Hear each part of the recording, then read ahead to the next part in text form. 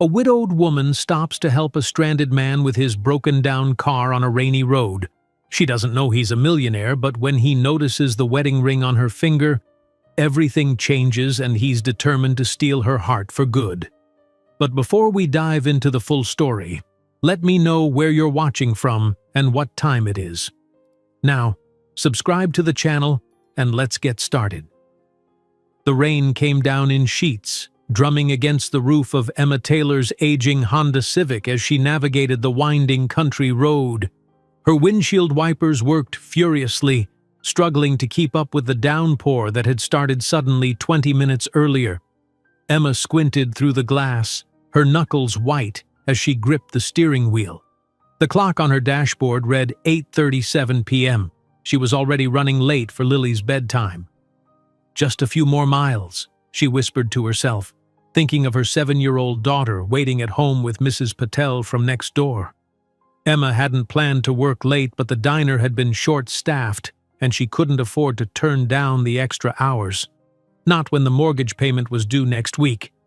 Lightning flashed across the sky, illuminating the road ahead and the silhouette of a man standing beside a sleek black car on the shoulder.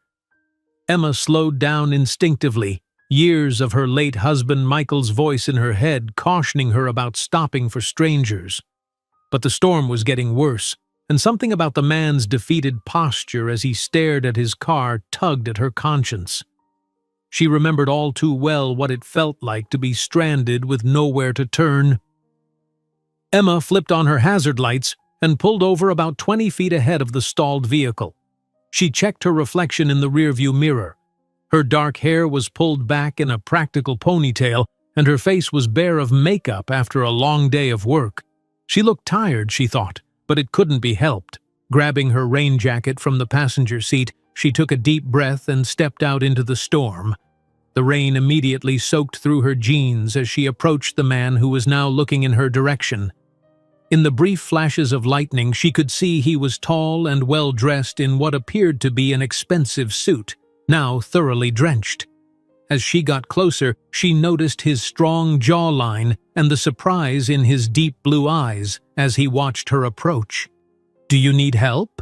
Emma called over the rain, pulling her jacket tighter around herself. The man's expression shifted from surprise to relief. "My car just died," he replied, gesturing to the luxury vehicle that Emma now recognized as a Bentley. "And of course, there's no cell service out here." "There never is on this stretch," Emma confirmed, already reaching for her pocket. "You can use my phone when we get back to my car. It won't work here either, but about a mile down the road the signal comes back." The man studied her face for a moment, and Emma felt suddenly self-conscious under his intense gaze. "That's incredibly kind of you," he said finally. "I'm Alex Blackwood." "Emma Taylor," she replied automatically, extending her hand in the rain. His grip was warm and firm despite the cold downpour. "You're a lifesaver, Emma Taylor." Alex grabbed a leather briefcase and a small overnight bag from his car before locking it. As they jogged back to her Honda, Emma couldn't help but notice how out of place his polished shoes and tailored pants looked splashing through puddles next to her worn sneakers. Once inside her car, the sound of the rain was muffled, replaced by the awkward silence of two strangers sharing a small space. Up close, Emma could see that Alex Blackwood was probably in his early 40s, with salt and pepper hair at his temples that somehow only enhanced his appearance. His suit, despite being soaked, was clearly custom-made, and the watch peeking out from his sleeve probably cost more than her car. "I can drive you to the next town," Emma offered, putting the car in drive. "There's a mechanic there, though he'll probably be closed by now. But there's also a decent motel where you could stay until morning." Alex studied her dashboard, which was illuminated by the soft glow of the instrument panel. His eyes lingered on the small photo of Lily, tucked beside the speedometer. "Your daughter?" he asked. Emma nodded, a small smile crossing her face. "Lily, she's 7. She has your smile," Alex observed, and Emma felt a flicker of surprise that he had noticed the resemblance in such a tiny photo. They drove in silence for a minute before Alex spoke again. You're very trusting, picking up a stranger in the middle of nowhere." Emma glanced at him briefly before returning her eyes to the road. "Maybe. Or maybe I just know what it's like to be stuck with no one willing to help." She didn't elaborate, and Alex didn't press. Instead, he began to make a call when Emma's phone regained service. She tried not to eavesdrop, but in the confines of the small car it was impossible not to hear as he arranged for a tow truck and spoke to someone named Jenkins about rescheduling tomorrow's meetings. "Problem solved," he announced after ending the call. "Would you mind driving me to the Pine Grove Inn? Apparently it's the best accommodation in town." Emma nodded. "It's not the Ritz, but it's clean. I know the owner." As they approached the small town of Millfield, Emma became acutely aware of how shabby her car must seem to someone like Alex. The passenger seat was littered with Lily's coloring books and crayons, and the upholstery had seen better days. But Alex didn't seem to notice or care as he gazed out at the rain-slicked streets of the town where Emma had spent her entire life. The Pine Grove Inn was a two-story colonial-style building at the edge of town, its windows glowing warmly against the stormy night. Emma pulled up to the entrance and Alex gathered his belongings. "Thank you again," he said, reaching into his pocket. "Please, let me pay you for your trouble." Emma shook her head firmly. "No, I don't want your money. Anyone would have done the same." "We both know that's not true," Alex replied with a small smile. "At least let me buy you a cup of coffee sometime to properly thank you." Before Emma could respond, she saw the wedding ring on her left hand catch the light as she gripped the steering wheel. Alex's gaze followed hers, and something flickered in his expression. "I'm sorry," he said, his tone changing slightly. "I didn't mean to presume." Emma touched the simple gold band automatically. "No, my husband passed away 3 years ago." She rarely shared this information with strangers, but something about Alex's direct gaze made the truth slip out. Alex's expression softened. "I'm very sorry for your loss." An uncomfortable silence fell between them, and Emma felt a sudden urgency to be home with Lily. "I should get going. Mrs. Patel is watching my daughter." "Of course," Alex nodded, opening the car door. The sound of the rain immediately filled the car again. "Thank you again, Emma Taylor." "Good night, Mr. Blackwood," she replied formally, suddenly aware of how different their worlds were. "Alex," he corrected, giving her one last smile before dashing through the rain to the inn's entrance. Emma watched until he was safely inside, then turned her car around, heading for home. She tried to push thoughts of Alex Blackwood from her mind. Men like him didn't belong in her world of early morning shifts at the diner, school lunches, and constant worry about bills. Their brief encounter was nothing more than a random intersection of two very different lives, a temporary collision that would leave no lasting impact. But as she drove home through the rain, Emma couldn't shake the feeling that something had shifted in the universe, like the first small tremor before an earthquake. Alex Blackwood stood in the modest lobby of the Pine Grove Inn, watching through the window as Emma's taillights disappeared into the rain. He ran a hand through his damp hair, still processing the unexpected encounter. When his Bentley had shut down on that lonely road, the last thing he'd expected was to be rescued by a beautiful widow with kind eyes and a quiet strength that had immediately captivated him. The inn's proprietor, a cheerful woman in her 60s, approached the counter. "Terrible night to be caught in the storm, isn't it? Good thing Emma found you, salt of the earth, that girl." Alex's interest piqued. "You know her well?" "Oh, everyone knows everyone in Millfield," the woman replied, running his credit card. "Emma's had a rough go of it since Michael passed, left her with a mountain of medical bills and a little girl to raise on her own. But she never complains, works harder than anyone I know." Alex processed this information silently as he signed the receipt. The woman handed him a key attached to a wooden fob with the number 7 burned into it. "Your room is upstairs, first door on the right, best one in the house. Not that we have many competitors," she added with a chuckle. Breakfast starts at 6. Thank you, Alex replied absently, his mind still on Emma. The woman who dropped me off, Emma, does she work nearby? The proprietor gave him a knowing look. She manages the Sunshine Diner on Main Street. Best coffee in town. She paused, studying him. Though something tells me you're not usually a diner kind of man, Mr. Blackwood. Alex smiled faintly. You might be surprised. He picked up his bags and headed upstairs, his mind racing with thoughts he hadn't expected to have when he'd set out on this business trip to evaluate a small manufacturing plant his company was considering acquiring. The room was simple but clean, with a 4-poster bed and a view of the town's main street. Alex set his briefcase on the desk and took out his laptop, intending to review the acquisition documents, but instead found himself staring out the window at the rain-soaked town where Emma Taylor lived. His phone buzzed with a text from his assistant. Car will be fixed by tomorrow afternoon. Do you want me to send the helicopter in the morning instead? Alex typed back, No, plans have changed. I'll be staying in Millfield for a few days. Reschedule everything. He set the phone down, surprised by his own decision. For the first time in years, the constant drive that had built his empire had been momentarily quieted by something else. The image of a gold wedding band on the hand of a woman who had stopped to help a stranger in the rain. Emma Taylor, he said quietly to the empty room, the name feeling significant on his lips. Tomorrow, he decided, he would learn more about the widow who had captured his attention so unexpectedly. What Alex didn't yet realize was how completely this chance encounter in the rain would change the course of both their lives. For Emma, who had carefully rebuilt her existence around her daughter after losing Michael, and for Alex, who had everything money could buy but had forgotten what it meant to truly want something or someone that couldn't be acquired through wealth or power.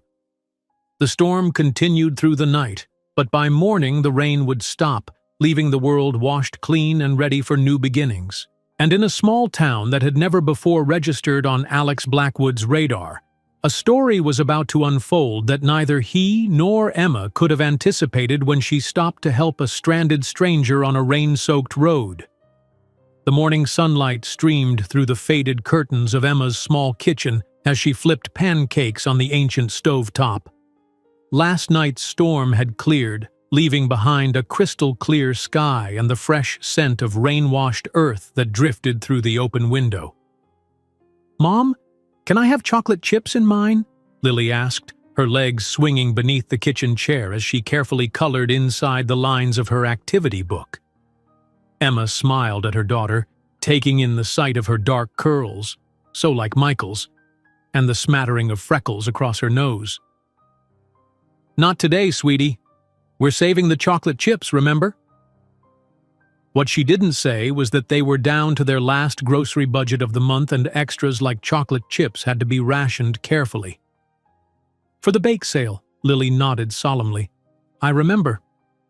She returned to her coloring with the serious concentration only a 7-year-old could muster for such a task. Emma set a plate of plain pancakes in front of her daughter, decorated with banana slices arranged in a smile. "Eat up, kiddo. The bus will be here in 20 minutes. As Lily ate, Emma packed her lunch, a peanut butter sandwich, an apple, and a homemade oatmeal cookie saved from yesterday's batch. The worn gold band on her finger caught the morning light as she worked, a constant reminder of what she'd lost and what she still fought for every day. "Mom, who was that man in your car last night?" Lily asked suddenly, her mouth full of pancake. Emma paused, surprised. "You were supposed to be asleep when I got home." Lily shrugged, unrepentant. "I woke up when the door closed. I saw from my window. He was wearing a fancy suit." "His car broke down in the storm," Emma explained, returning to the lunch packing. "I gave him a ride to the Pine Grove Inn." "Was he a prince?" Lily asked. Her imagination clearly sparked. "He looked like he could be a prince." Emma chuckled despite herself. "No, sweetheart, not a prince. Just a businessman passing through town." She zipped up the lunch bag and placed it in Lily's backpack. "Now go brush your teeth. The bus will be here soon." After seeing Lily onto the school bus, Emma hurried to change into her work uniform, black pants and a pale yellow button-up with "Sunshine Diner" embroidered above the pocket. She twisted her hair into a neat bun, applied a touch of mascara and lip balm, and grabbed her keys. The morning shift at the diner started at 7:30, and June, the owner, was a stickler for punctuality. Emma's thoughts drifted to the stranger from last night as she drove the short distance to Main Street. Alex Blackwood. In the harsh light of day, their encounter seemed almost dreamlike, a moment out of place in her carefully structured life. Men like him didn't appear in Millfield, with its struggling economy and fading storefronts, and they certainly didn't look at women like her with interest in their eyes. The Sunshine Diner sat on the corner of Main and Elm, its chrome fixtures and large windows gleaming in the morning light. Despite the town's economic troubles, the diner remained a popular gathering spot for locals, serving hearty food at prices most could afford. Emma had started as a waitress 3 years ago after Michael's death, and had worked her way up to manager within a year. The morning rush was in full swing when Emma arrived. She tied on her apron and immediately jumped in to help Carol, the older waitress who had taken Emma under her wing when she first started. "Table 5 needs more coffee and the mayor's waiting on his egg white omelet," Carol informed her, balancing 3 plates along her arm with practiced ease. Emma grabbed the coffee pot and headed for table 5, navigating around the counter with familiar precision. She was refilling a customer's mug when the bell above the door jingled and she looked up instinctively. Alex Blackwood stood in the entrance, looking impossibly polished in a fresh suit that must have come from his overnight bag. His eyes scanned the diner before landing on Emma, and a smile spread across his face. Emma nearly overfilled the coffee mug. She quickly righted the pot and excused herself, making her way back behind the counter to collect the mayor's omelet. She was acutely aware of Alex taking a seat at the counter, directly in her path. "Good morning, Emma," he greeted her, his voice carrying a warmth that seemed at odds with his formal appearance. "Mr. Blackwood," she acknowledged with a professional nod, "I'll be with you in just a moment." After delivering the mayor's breakfast, Emma returned to the counter, notepad in hand. "What can I get for you?" she asked, all business despite the curious looks from Carol and the cook peering through the service window. "Coffee to start," Alex replied, still studying her with those intense blue eyes. "And whatever you recommend for breakfast."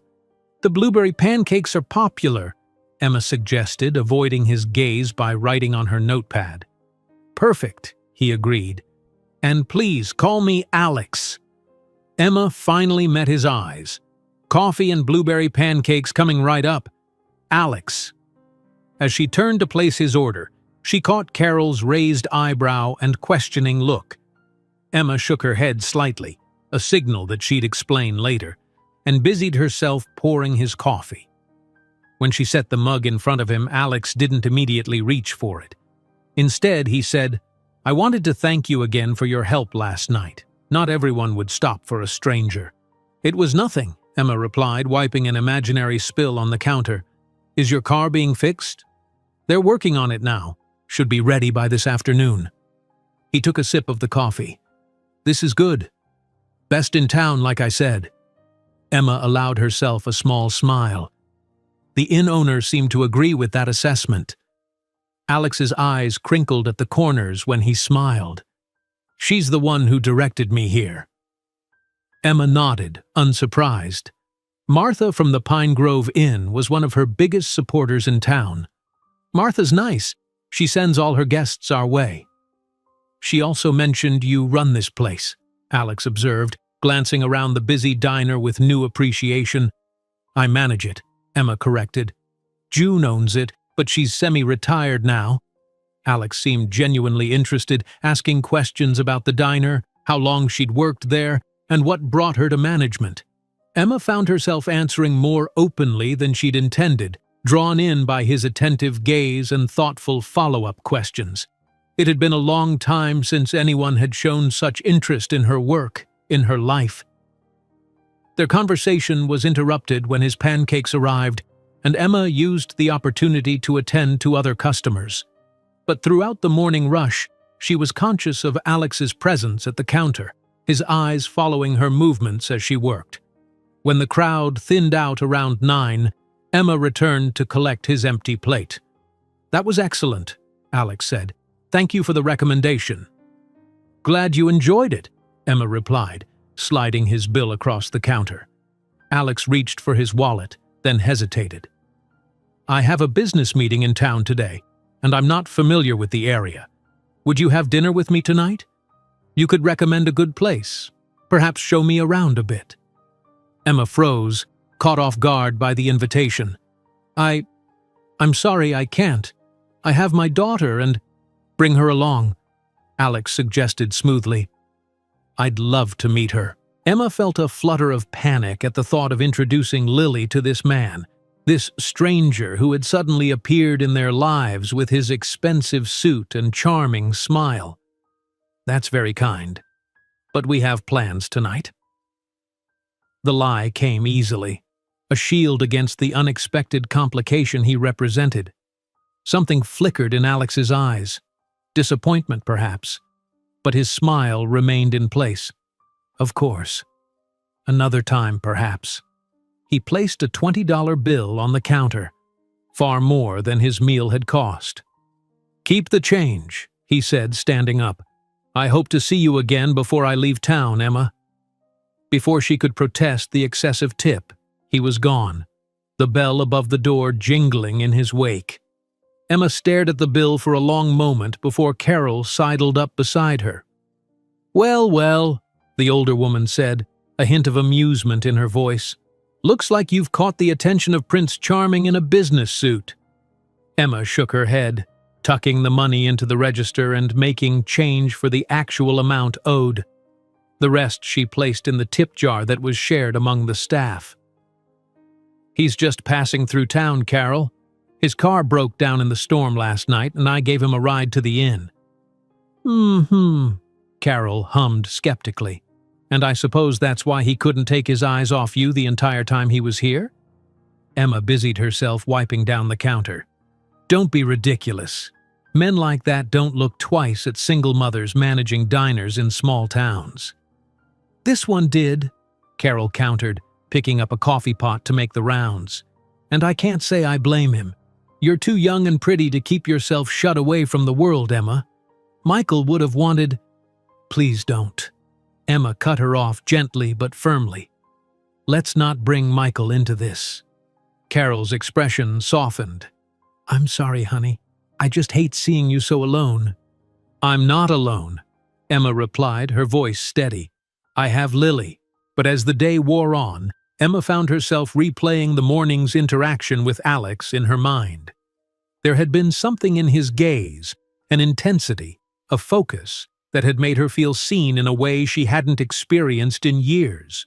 It was unsettling, and if she was honest with herself, a little thrilling. She told herself it didn't matter. Alex Blackwood would get his car fixed and drive away in his luxury Bentley, back to whatever glamorous life he led far from Millfield. Their worlds had intersected briefly, like stars passing in the night, and by tomorrow she would be nothing more than a fading memory to him. What Emma didn't know was that at that very moment, Alex sat in a meeting at Millfield's struggling manufacturing plant, his mind repeatedly drifting to the widow with the careful smile and guarded eyes. And he was making plans that would ensure their paths crossed again, plans that would change both their lives in ways neither could imagine. Alex Blackwood was not a man accustomed to having his invitations declined. As CEO of Blackwood Enterprises, a multinational corporation with interests ranging from technology to real estate, he was usually the one turning down opportunities, not the other way around.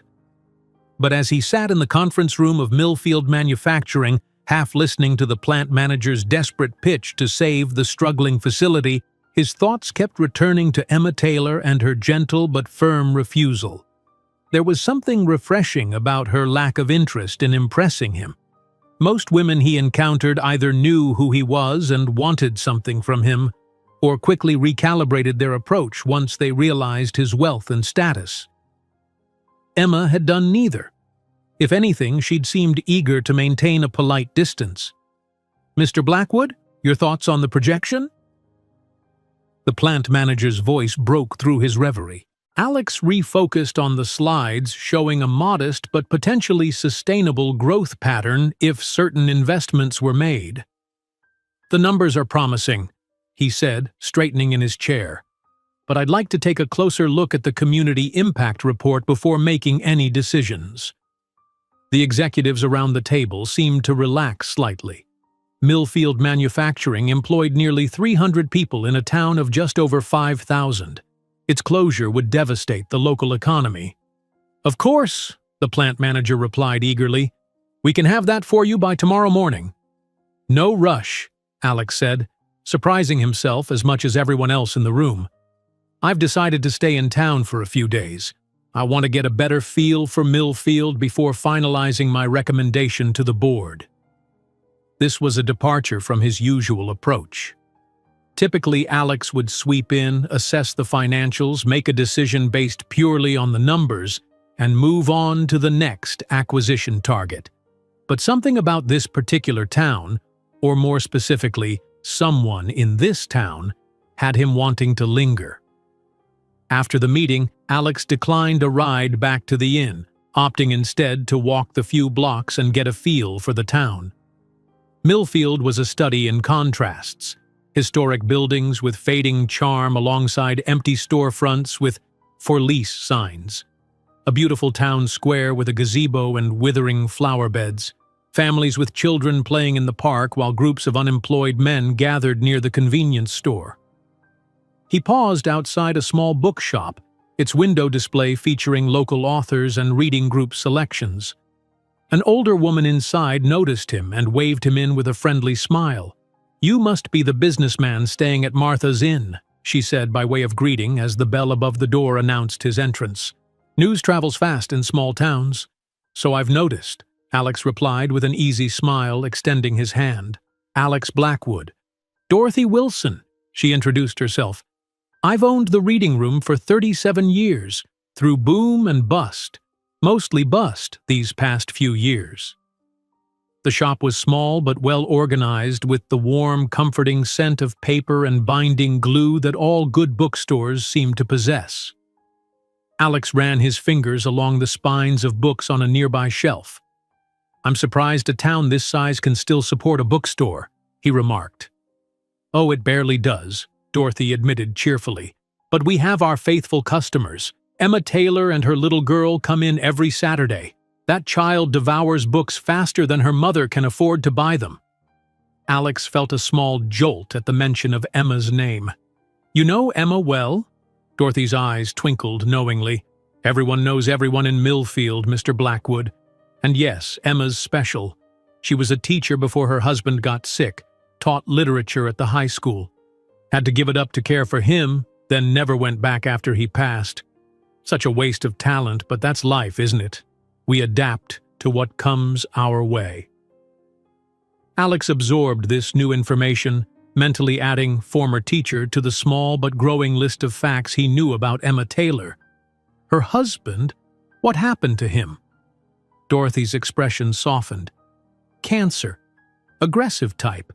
Went from diagnosis to funeral in 18 months. Left her with a mountain of medical debt and a 4-year-old daughter." She shook her head sadly. "Michael Taylor was beloved in this town, coached Little League, volunteered at the community center. His death hit everyone hard, but Emma, she had to somehow keep going for Lily's sake." Alex nodded, understanding better now the caution he'd seen in Emma's eyes, the protective instinct of a mother who had already lost too much. "If you're looking for something to read during your stay," Dorothy said, changing the subject, "we have an excellent selection of local history books. Millfield has quite a colorful past." Alex purchased a leather-bound history of the county, not because he was particularly interested, but because he sensed the shop could use the sale. As Dorothy wrapped his purchase, he asked casually, "Is there a good place in town to buy flowers?" Emma glanced at the clock on the diner wall for what felt like the 100th time that afternoon. 4:30. Just 30 more minutes until she could clock out and pick up Lily from her after-school program. The lunch rush had been unusually busy, and her feet ached from standing for hours on the hard tile floor.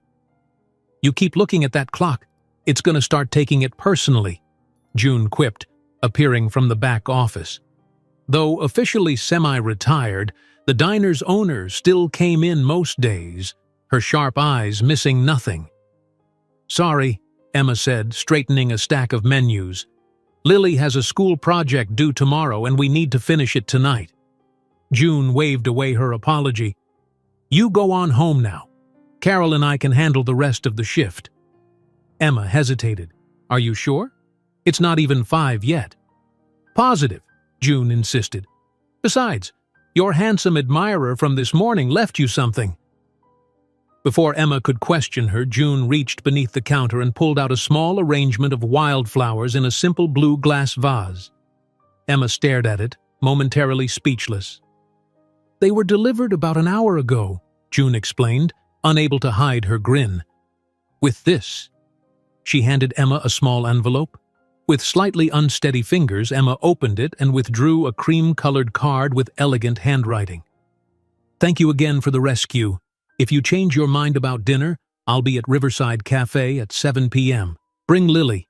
My treat. No pressure."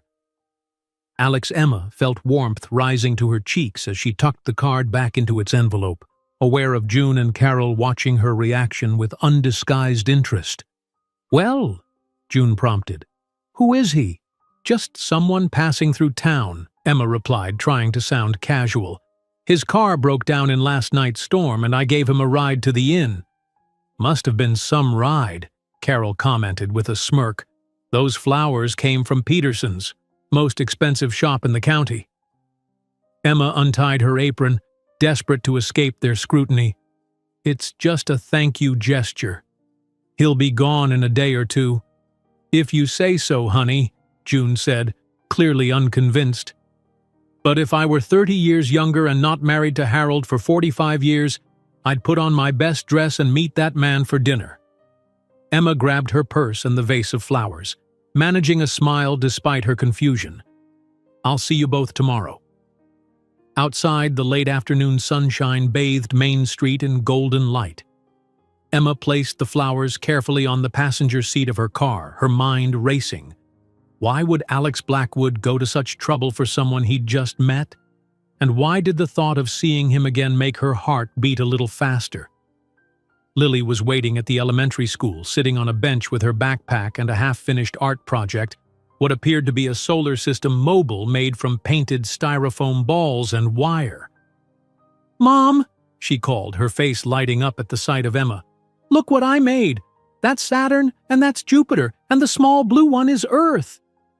"It's wonderful, sweetie," Emma said, helping Lily gather the pieces. "We'll finish it at home."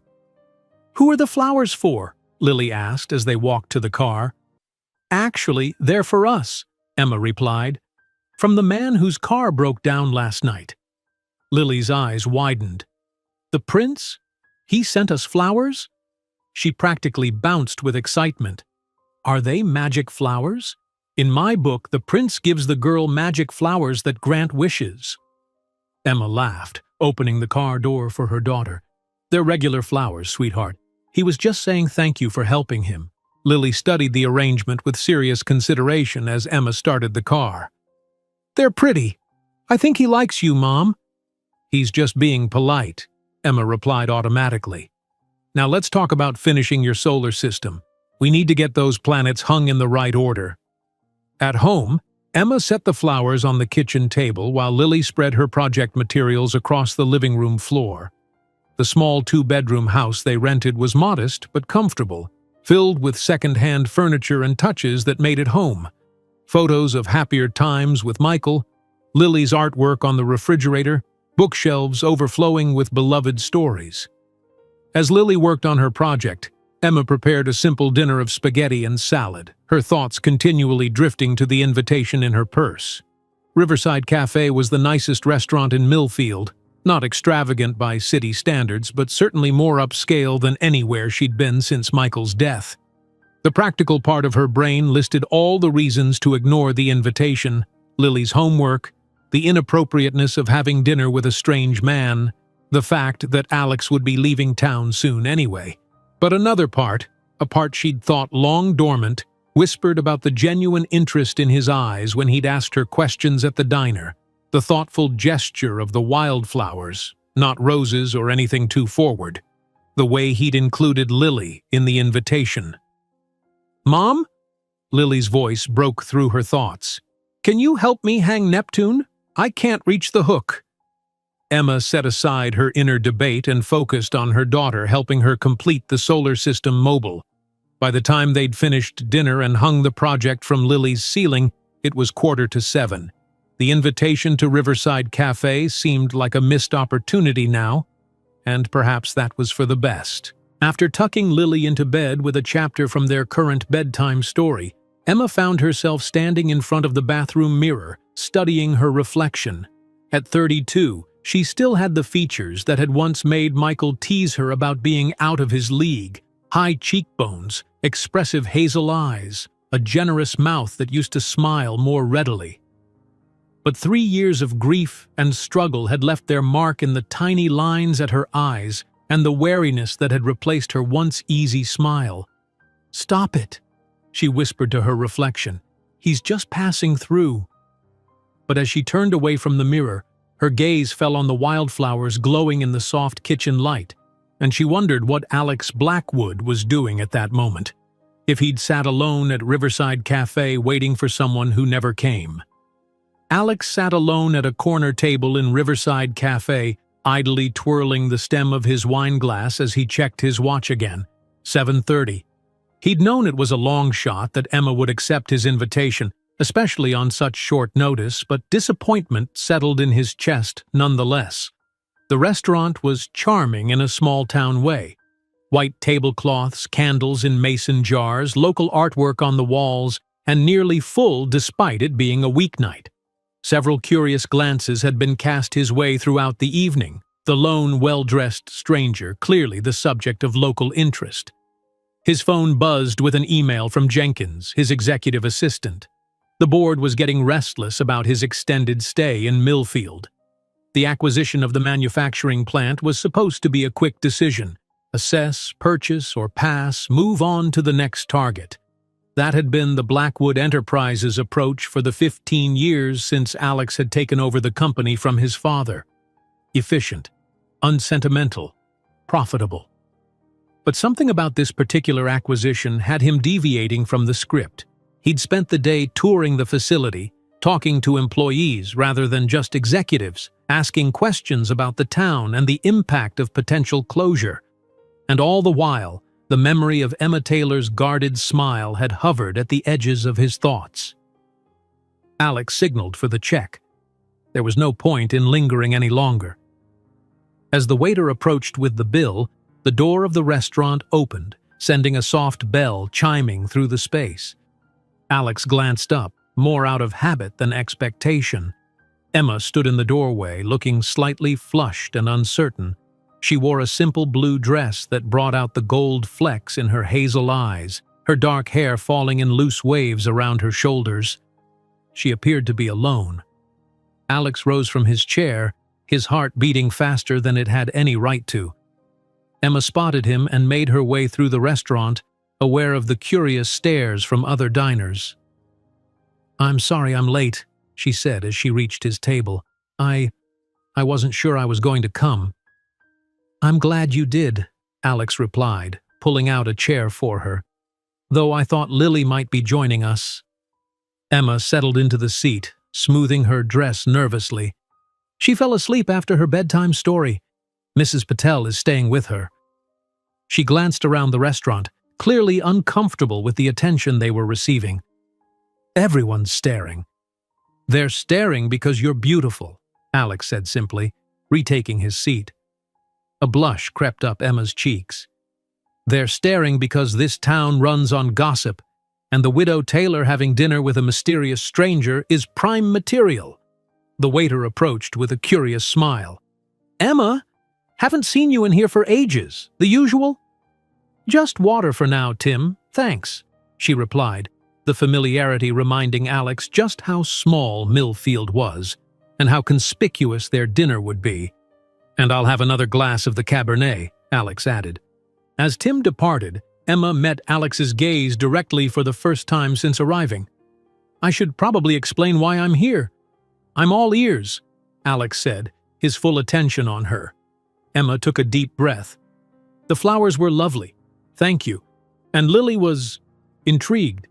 "She's convinced you're some kind of prince." A small smile played at her lips. "But that's not why I came. I came because I realized it's been 3 years since I've done anything spontaneous or just for myself. 3 years of being only Lily's mom, only the diner manager, only Michael's widow." Her honesty caught Alex off guard. He'd expected polite small talk, the careful dance of getting to know someone. Instead, Emma had cut straight to something real and vulnerable. "I understand," he said quietly. "Sometimes we get so caught up in the roles we play that we forget there might be other parts of ourselves waiting to be rediscovered." Emma studied him with newfound interest. "That's exactly it. So here I am, being spontaneous, having dinner with a man I barely know. But I want to be clear, this isn't a date. I'm not looking for complications. I just needed a night out, a conversation with an adult that doesn't revolve around the diner or Lily's school." "Not a date," Alex agreed, ignoring the twinge of disappointment her words evoked.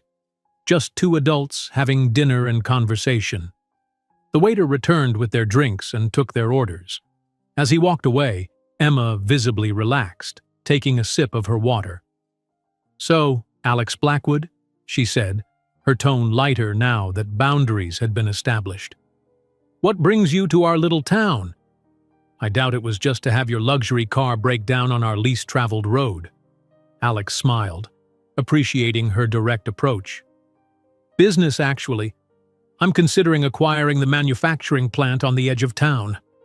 Emma's expression shifted immediately, a wariness returning to her eyes. "Millfield Manufacturing? You're the potential buyer everyone's been talking about." Alex nodded, noting her reaction. "My company, Blackwood Enterprises, specializes in acquisitions." "And what happens to the plant after you acquire it?" Emma asked, a new tension in her voice. "Because nearly a third of this town depends on those jobs." The conversation had taken a turn Alex hadn't anticipated. "That depends on the numbers," he answered honestly.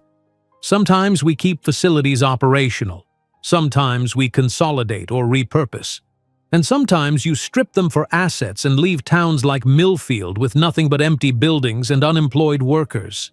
Emma finished, her earlier warmth replaced by a protective fierceness that Alex found both challenging and strangely appealing. "That's a simplified view of a complex business decision," Alex replied, maintaining his composure. "But yes, sometimes that happens." Emma's gaze was steady, evaluating. "Is that what's going to happen here?" "I haven't decided yet," Alex admitted. "That's why I'm still in town. I want to understand the full picture before making a recommendation to my board." Their food arrived, grilled salmon for Emma, steak for Alex, creating a momentary pause in the conversation. Alex used the opportunity to steer them back to safer ground. "Tell me about your teaching career," he said. "The bookshop owner mentioned you taught literature before." "Before my life fell apart?" Emma supplied with a half-smile that didn't reach her eyes. "Yes, I taught high school English and literature for 6 years. I loved it." "Why didn't you go back? After your husband passed?" Emma cut a small piece of salmon, considering her answer. "Practical reasons mostly. Teaching paid less than managing the diner, especially with the summer breaks unpaid. And the schedule at the diner works better for raising Lily alone. I can be home when she gets out of school most days." "Do you miss it?" "Every day," Emma admitted, and for a moment her guard lowered completely. "There's nothing like seeing a student connect with a book for the first time or watching them discover their own voice through writing. I used to run the creative writing club after school. Some of those kids had so much talent." Alex watched her face come alive as she spoke about teaching, a glimpse of the passionate woman beneath the careful exterior she presented to the world. "You could go back, you know." Emma's expression clouded. "It's not that simple." "It rarely is," Alex agreed. "But sometimes we create obstacles in our minds that aren't as insurmountable as they seem." Says the millionaire businessman who's never had to choose between paying for his child's braces and keeping the electricity on, Emma replied, then immediately looked contrite. "I'm sorry, that was unfair, but not inaccurate," Alex acknowledged, surprising himself with his candor. "I've had a privileged life. My obstacles have been different from yours, but that doesn't mean I don't recognize the reality of your challenges." Emma studied him, as if seeing him clearly for the first time. "Who are you, Alex Blackwood? Really? What do you want to know? Why is someone like you, someone who could clearly be anywhere in the world, sitting in Millfield's Riverside Cafe, having dinner with a widow who rescued you from a rainstorm?" Alex considered the question, knowing his answer mattered more than it probably should for a casual dinner with a woman he'd just met. "Because you're the first person in a very long time who's looked at me and not seen dollar signs or business opportunities. You helped me simply because it was the right thing to do, and then you turned down my money." He smiled slightly. "That doesn't happen in my world." "So I'm a novelty," Emma said, but her tone was lighter now. "You're authentic," Alex corrected. "And yes, that's unfortunately novel in the circles I typically move in." Their conversation flowed more easily after that, moving through topics from favorite books — they discovered a shared love of classic literature — to travel. Emma had barely left the state, while Alex had homes in 3 countries. To music. She preferred folk and indie artists he'd never heard of, while he had season tickets to the symphony he rarely used. By the time they'd finished their meals and declined dessert, 2 hours had passed without either of them noticing. The restaurant had emptied considerably, the waiter discreetly leaving their check on the table. Alex reached for it automatically, but Emma placed her hand on the leather folder first. "You said this wasn't a date," she reminded him. "That means I pay my share." "Consider it a business expense," Alex suggested. "I'm learning about the town from a local." Emma hesitated, then withdrew her hand. "Fine, but next time it's my treat." "Next time?"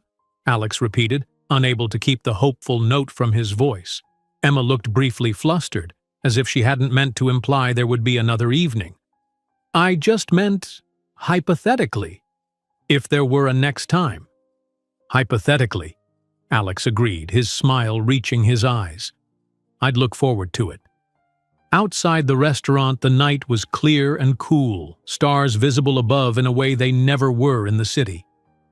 Alex walked Emma to her car, parked a block away near the town square. "Thank you for changing your mind about dinner," he said as they reached her Honda. "I enjoyed the conversation." "So did I," Emma admitted, her keys jingling nervously in her hand. "But this doesn't change anything. You're still leaving as soon as your business is done, and I'm still a single mother with responsibilities," Alex finished for her. "I understand." They stood there for a moment, neither quite ready to end the evening. Emma looked up at him, the streetlight casting soft shadows across her face. "Good night, Alex." "Good night, Emma," he replied, resisting the unexpected urge to touch her cheek or brush back the strand of hair that had fallen across her forehead. As she drove away, Alex remained standing on the sidewalk, watching until her taillights disappeared around a corner. Something was happening here, something he hadn't planned for and couldn't quite define. For a man who built his career on calculated risks and controlled outcomes, the uncertainty was both unsettling and exhilarating. The next morning, Emma was refilling coffee mugs during the breakfast rush when a familiar voice called her name. She turned to find Dorothy Wilson from the reading room sliding onto a stool at the counter, her silver hair neatly styled as always. "Good morning, Dorothy," Emma greeted her with genuine warmth. The bookshop owner had been a steadfast supporter after Michael's death, often slipping extra books into Lily's bag with a conspiratorial wink. The usual? Please, dear, and perhaps a moment of your time when you're not so rushed. Emma nodded, pouring Dorothy's tea and placing an order for whole wheat toast with strawberry jam. The breakfast crowd was beginning to thin as people headed to work, so by the time she delivered Dorothy's toast, she could spare a few minutes. I hear you had dinner with our visiting businessman last night, Dorothy said without preamble, her eyes twinkling. Emma sighed. News really does travel fast in this town. Tim's wife is my Tuesday bridge partner, Dorothy explained, spreading jam on her toast. But don't worry, I'm not here to gossip. I wanted to tell you about Mr. Blackwood's visit to my shop yesterday. Emma tried to appear only casually interested. Oh? He bought a history book, asked about the town, and about you. Dorothy took a delicate bite of her toast. He seemed particularly interested in your teaching background. A flush crept up Emma's neck. I'm sure he was just making conversation. Dorothy's knowing smile suggested she didn't believe that for a second. Perhaps, but I've been around long enough to recognize a man who's smitten. The way his eyes lit up when I mentioned you and Lily. She patted Emma's hand. Just be careful, dear. I want to see you happy, but men like him, they live in a different world. It was just dinner, Dorothy, Emma insisted, and he'll be gone as soon as he decides whether to buy the manufacturing plant or shut it down. Dorothy's expression grew serious. That's the other reason I stopped by. Harold heard from his friend on the town council that the plant might close regardless of who buys it. The equipment is outdated and the building needs significant repairs. Emma felt a pang of concern. If the plant closed, Millfield would be devastated. Families would move away, businesses would fail, the school might have to cut programs or staff. Has there been an official announcement? Not yet. But rumors are swirling, and people are worried. Dorothy finished her tea. Perhaps your handsome dinner companion might have some insight. Before Emma could respond, the bell above the door jingled, and Alex himself walked in, looking impossibly fresh in another impeccable suit. His eyes found Emma immediately, a smile spreading across his face that made her heart flutter traitorously. Dorothy stood, gathering her purse. Speaking of the devil, she said under her breath, remember what I said, dear. To Alex, she offered a friendly nod. Mr. Blackwood, enjoying our little town. More by the hour, Mrs. Wilson, he replied. How's the history book? Illuminating, I'm sure, Dorothy said with a cryptic smile before making her exit. Alex took the seat she'd vacated, watching Emma with undisguised interest. Good morning. Good morning, Emma replied, professional smile in place. Coffee? Please, and maybe those blueberry pancakes again? As Emma placed his order, she was acutely aware of the curious glances from the other staff and remaining customers. Her dinner with Alex was clearly the talk of the town, a fact that both irritated and embarrassed her. When she returned with his coffee, Alex leaned forward, lowering his voice. I've caused quite a stir in your routine, haven't I? Small towns, Emma said with a shrug. Everyone knows everyone's business, or thinks they should. Does it bother you? The attention? Emma considered this. It's not ideal. Lily's teacher asked about you this morning at drop-off. Alex winced slightly. I'm sorry, that wasn't my intention. I know. Emma surprised herself with her certainty. Despite knowing him for only 2 days, she sensed Alex wasn't the type to deliberately complicate her life. How long will you be staying in Millfield? That depends, he replied, stirring his coffee though he hadn't added anything to it. I'm extending my visit to gather more information before making a decision about the plant. Emma hesitated, then decided to be direct. I heard rumors this morning that the plant might close regardless of who buys it. A shadow crossed Alex's face. News travels fast indeed. So it's true? Alex glanced around the diner, then back to Emma. The facility needs significant investment to remain viable. That's the reality. And is your company willing to make that investment? Or is this just an asset acquisition before closure? The question came out more sharply than she'd intended. Alex's expression became guarded. Business decisions aren't always black and white, Emma. They are to the families who depend on those jobs, she countered. This isn't just a line item on a spreadsheet.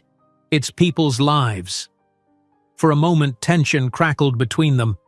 Then Alex's expression softened.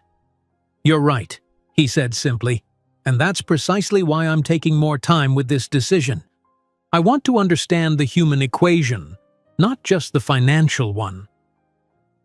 Emma studied him, trying to reconcile the ruthless businessman purchasing failing companies with the thoughtful man who'd sent wildflowers and talked about literature with genuine passion.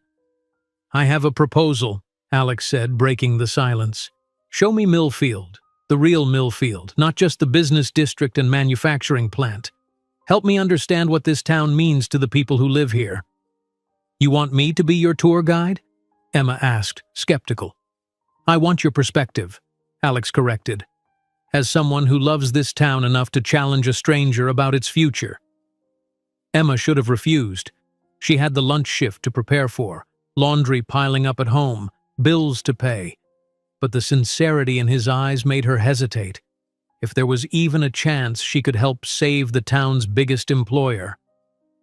I get off at 3, she said finally. I'll need to pick up Lily from school at 3:30. Alex's smile returned, warming his eyes. Perfect.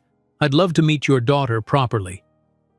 By 3:15, Emma had changed out of her diner uniform into jeans and a soft green sweater.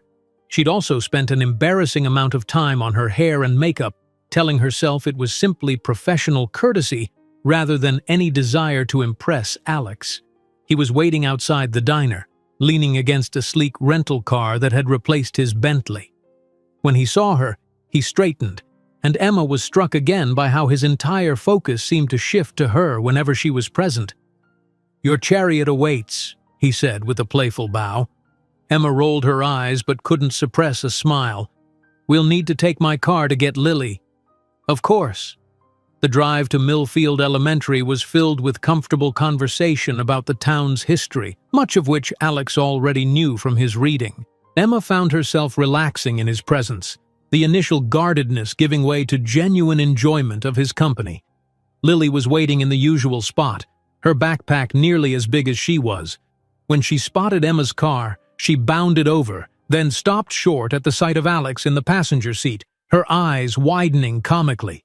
The prince! She exclaimed as Emma opened the back door for her. Emma felt her cheeks flush.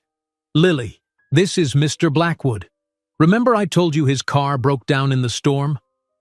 Alex, please, he said, turning in his seat to offer Lily his hand with the same respect he'd show any adult. It's a pleasure to meet you, Lily. Your mom has told me what a good reader you are. Lily, suddenly shy, shook his hand and then busied herself with her seatbelt. But her eyes kept darting to Alex with undisguised curiosity. Mr. Black, Alex wants to see more of Millfield, Emma explained as they pulled away from the school. I thought we could show him some of our favorite places. Can we show him the treehouse? Lily asked, excitement overcoming her shyness. Emma hesitated. The treehouse was special. Michael had built it in the old oak at Parker's Meadow when Lily was just 3. It was one of the few places that still felt connected to him. That's a great idea, she said finally, catching Alex's questioning look in the rearview mirror. But first, I thought we'd take the scenic route through town. For the next hour, they showed Alex the Millfield that tourist brochures never captured. The community garden where Emma and Lily had a small plot of tomatoes and herbs. The refurbished playground equipment that the whole town had come together to fund when the city budget fell short. The community center where free meals were served 3 times a week to anyone who needed them. Throughout it all, Alex asked thoughtful questions and actually listened to the answers. Even Lily's enthusiastic explanations of her school's mural project and the best flavor of ice cream at Scoops, triple chocolate, no contest. Finally, they reached Parker's Meadow, a small open field bordered by ancient oak trees. Emma parked along the dirt access road, and Lily immediately scrambled out, racing toward the largest oak at the far end. "She's something special," Alex commented as they followed at a more sedate pace. "She is," Emma agreed, unable to keep the pride from her voice. "She's so much like Michael sometimes, the way she lights up a room, how she makes friends with everyone. And like her mother in her determination and thoughtfulness," Alex added, his hand briefly brushing Emma's as they walked. The contact, though fleeting, sent a current through her that she hadn't felt in years. Emma withdrew her hand, suddenly self-conscious. "The treehouse was Michael's last big project before he got sick," she explained, diverting the conversation. "He built it entirely from reclaimed materials." They reached the massive oak where Lily was already halfway up the wooden ladder nailed to the trunk. Above, a sturdy platform wrapped around the tree, with waist-high railings and a small covered area that served as the house portion of the treehouse. "Impressive craftsmanship," Alex observed, examining the structure. "Your husband was talented." "He could build anything," Emma said softly, running her hand along the smooth wooden railing of the ladder. "After he died, I'd bring Lily here every day. It was the only place she didn't ask when Daddy was coming home." The admission slipped out before she could stop it, more vulnerable than she'd intended to be. Alex's expression softened with understanding. "Sometimes we need physical places to hold our grief," he said. "Somewhere that acknowledges what we've lost while still giving us space to breathe." Emma looked at him with new curiosity. "You sound like you know something about loss." A shadow passed over Alex's face. "My mother died when I was 12. Cancer, like your husband. I still have her piano in my apartment, though I've never learned to play." The moment of shared vulnerability hung between them, creating a connection deeper than casual conversation. Before Emma could respond, Lily's voice called down from above. "Mom! Alex, come up and see! You can see the whole town from here." Emma gave Alex a questioning look. "Corporate executives climb tree houses in designer suits, right?" Alex grinned, already removing his suit jacket and draping it over a low branch. "This corporate executive does." He loosened his tie and rolled up his sleeves, revealing strong forearms dusted with dark hair. "Ladies first." Emma ascended the ladder with practiced ease, the familiar handholds worn smooth from countless climbs. Alex followed, his movements more careful but surprisingly agile for a man who probably spent his days behind desks in boardrooms. The treehouse platform was solid and spacious, with enough room for the three of them to sit comfortably. Lily was already in her favorite spot, a small bench built into the railing that faced west toward the setting sun. "See?" she said proudly, pointing to the town sprawled below. From this elevation, Millfield was a picturesque collection of buildings nestled in gentle hills, with the manufacturing plant's smokestacks visible in the distance. "That's my school there, and over there is where Mom works, and there's the library where I get books." Alex settled beside her, genuine interest in his expression as she guided him through her bird's-eye view of Millfield. Emma leaned against the trunk of the oak, watching them with a mixture of emotions she couldn't quite untangle. There was something surreal about Alex Blackwood, billionaire CEO, potential savior or destroyer of Millfield manufacturing, sitting cross-legged in Michael's treehouse, listening intently to her 7-year-old daughter. "And what's that building with the green roof?" Alex asked, pointing. "That's the community center," Lily explained. "They have free lunches in the summer and a coat drive in winter.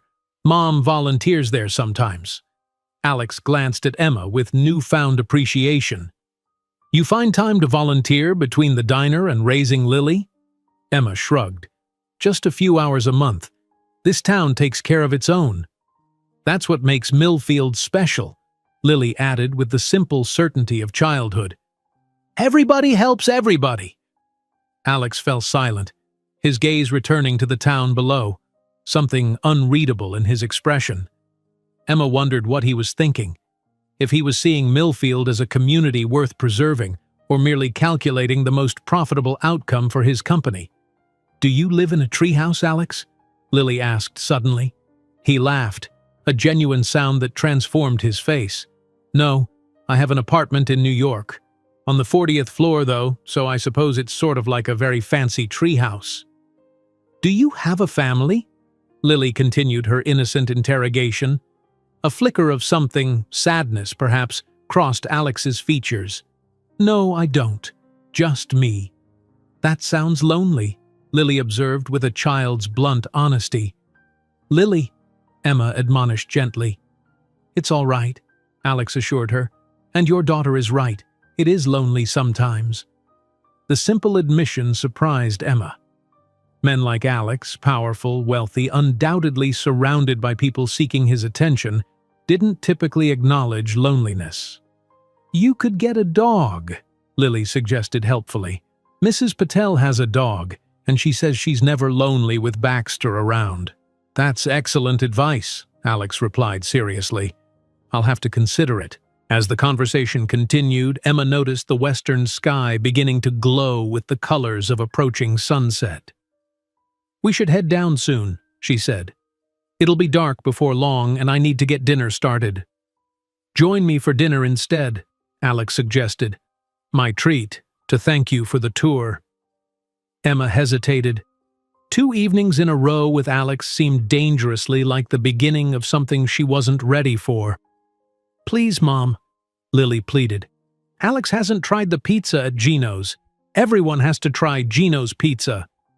Caught between her daughter's enthusiasm and her own reservations, Emma compromised. "Gino's is hardly fine dining." "Even better," Alex said. "I ate at enough fine dining establishments to last a lifetime. I'd love to experience a local favorite."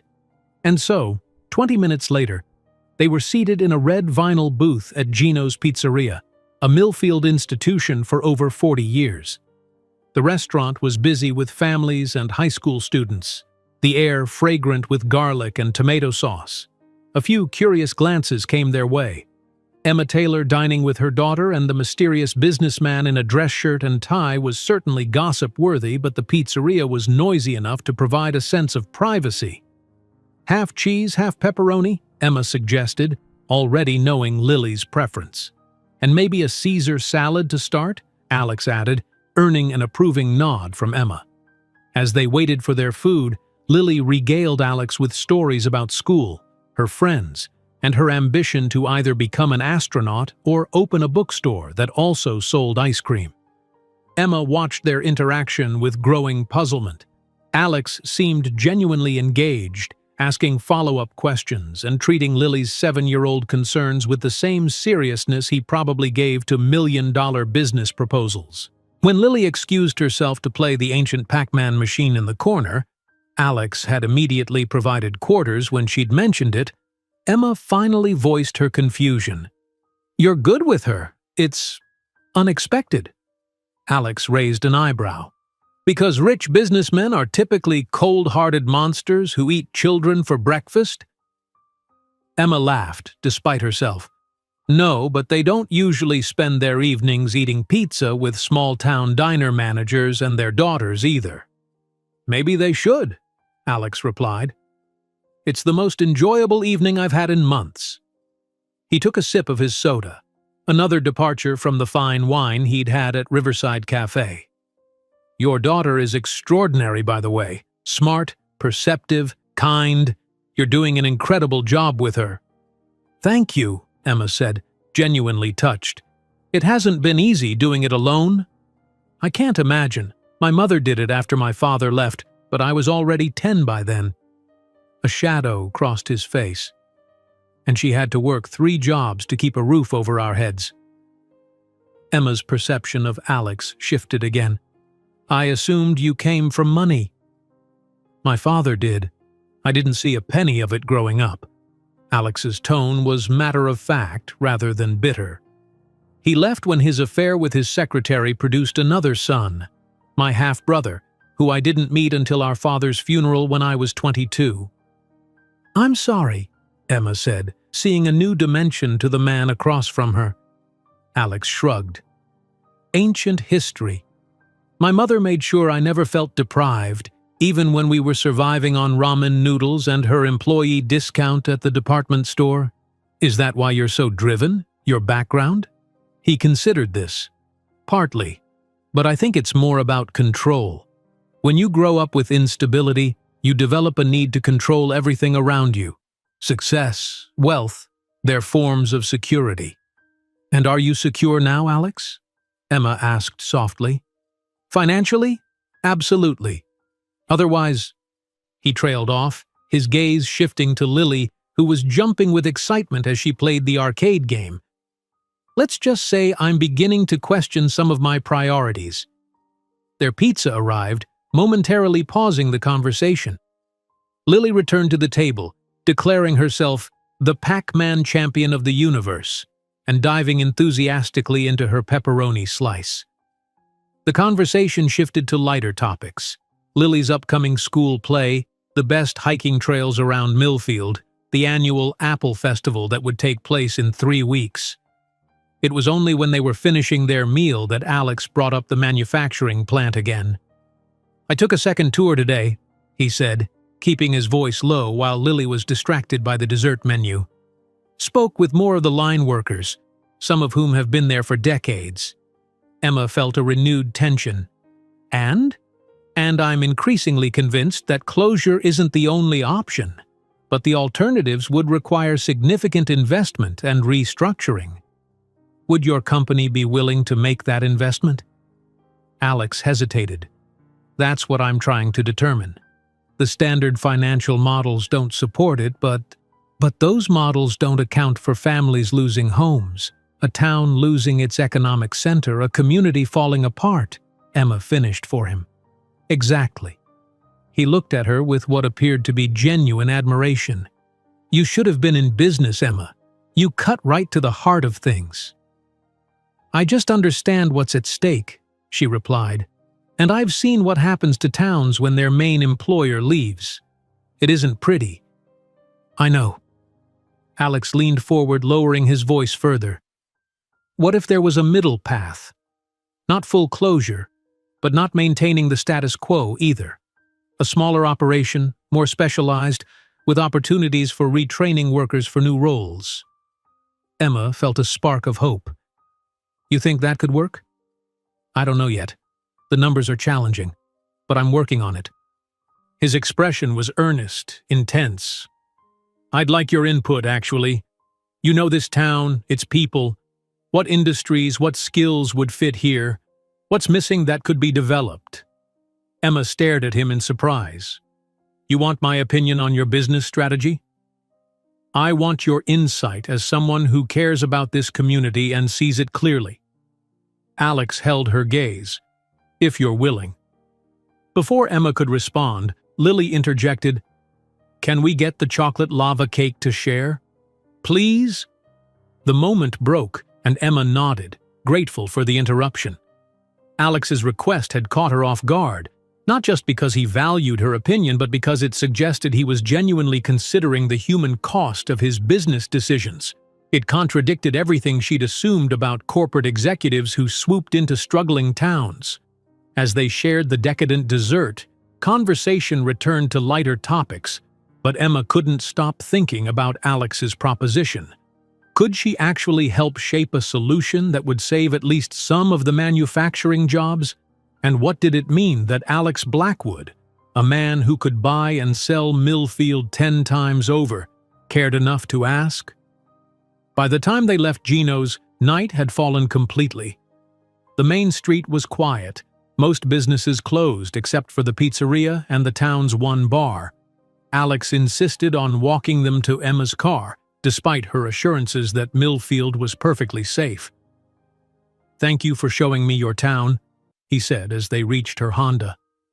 Both of you, he added with a smile for Lily, who was yawning despite her attempts to appear wide awake. It was fun, Lily declared. Can we show Alex the lake tomorrow? The one with the ducks? Emma felt her chest tighten. Alex is very busy with his work, sweetheart. Actually, Alex interjected, I'd love to see the lake with the ducks. If that's an invitation? Lily beamed. It is. We can have a picnic. Lily, Emma began warningly. "A picnic sounds perfect," Alex said, his eyes meeting Emma's with a warmth that made her momentarily forget all the reasons why keeping her distance was the sensible choice. "If your mother agrees, of course." Put on the spot, Emma couldn't find a reasonable objection. "I'm off at noon tomorrow, but just for a few hours. I promised Mrs. Patel I'd help with her garden in the late afternoon." The next day dawned bright and clear, perfect weather for a picnic by the lake. Emma spent the morning at the diner, trying to ignore the knowing looks from Carol and June as she mentioned her afternoon plans.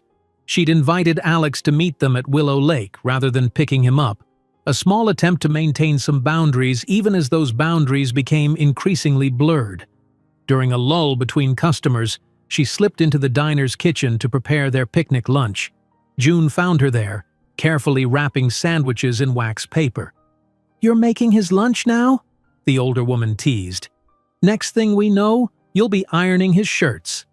Emma rolled her eyes. "It's just sandwiches, June. For Lily, too." June leaned against the counter, her expression growing more serious. "You like him?" It wasn't a question, and Emma didn't bother denying it. "He's not what I expected. Men rarely are, for better or worse." June studied her employee with motherly concern. "Just be careful with your heart, Emma, and Lily's. That little girl is already getting attached to your Mr. Blackwood." "He's not my Mr. Blackwood," Emma protested automatically, "and he'll be leaving soon anyway." The thought brought an unexpected pang of sadness that she quickly suppressed. "If you say so." June pushed off from the counter. "For what it's worth, though, I've seen the way he looks at you. Like you're something precious he's afraid might disappear if he blinks." Emma busied herself with packing the picnic basket, uncomfortable with June's observation. "It's nothing serious," she insisted, more to herself than June. "Just a friendship while he's in town." June patted her shoulder knowingly. "Whatever helps you sleep at night, dear." By noon, Emma had finished her shift and changed into a simple sundress she'd found at the back of her closet, a remnant from before Michael's illness, when she'd cared more about fashion than functionality. She'd even applied a touch of mascara and lip gloss, telling herself it was simply because the day was special, not because of who she'd be spending it with.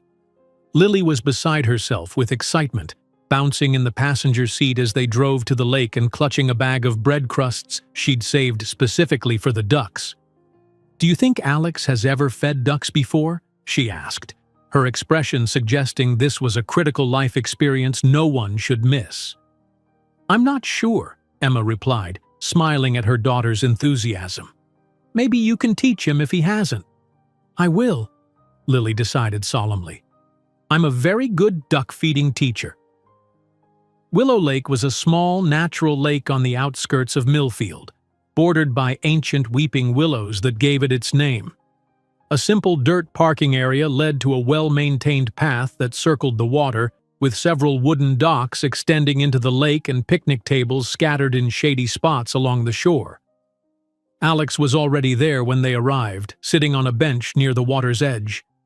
He'd dressed casually for once, khaki pants and a blue button-down shirt with rolled-up sleeves, no tie in sight.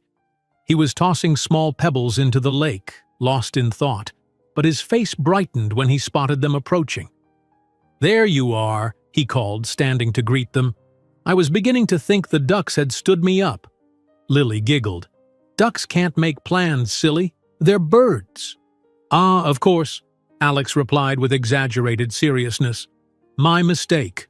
Emma watched their easy interaction with a mixture of pleasure and trepidation. In just a few days, Alex had managed to charm her usually shy daughter completely. What would happen to Lily when he inevitably left? "I brought a picnic," Emma said, holding up the basket. "Nothing fancy, just some sandwiches and fruit." "Perfect," Alex declared. "I found a nice spot under that big willow there." He reached for the basket, his hand briefly brushing against hers as he took it.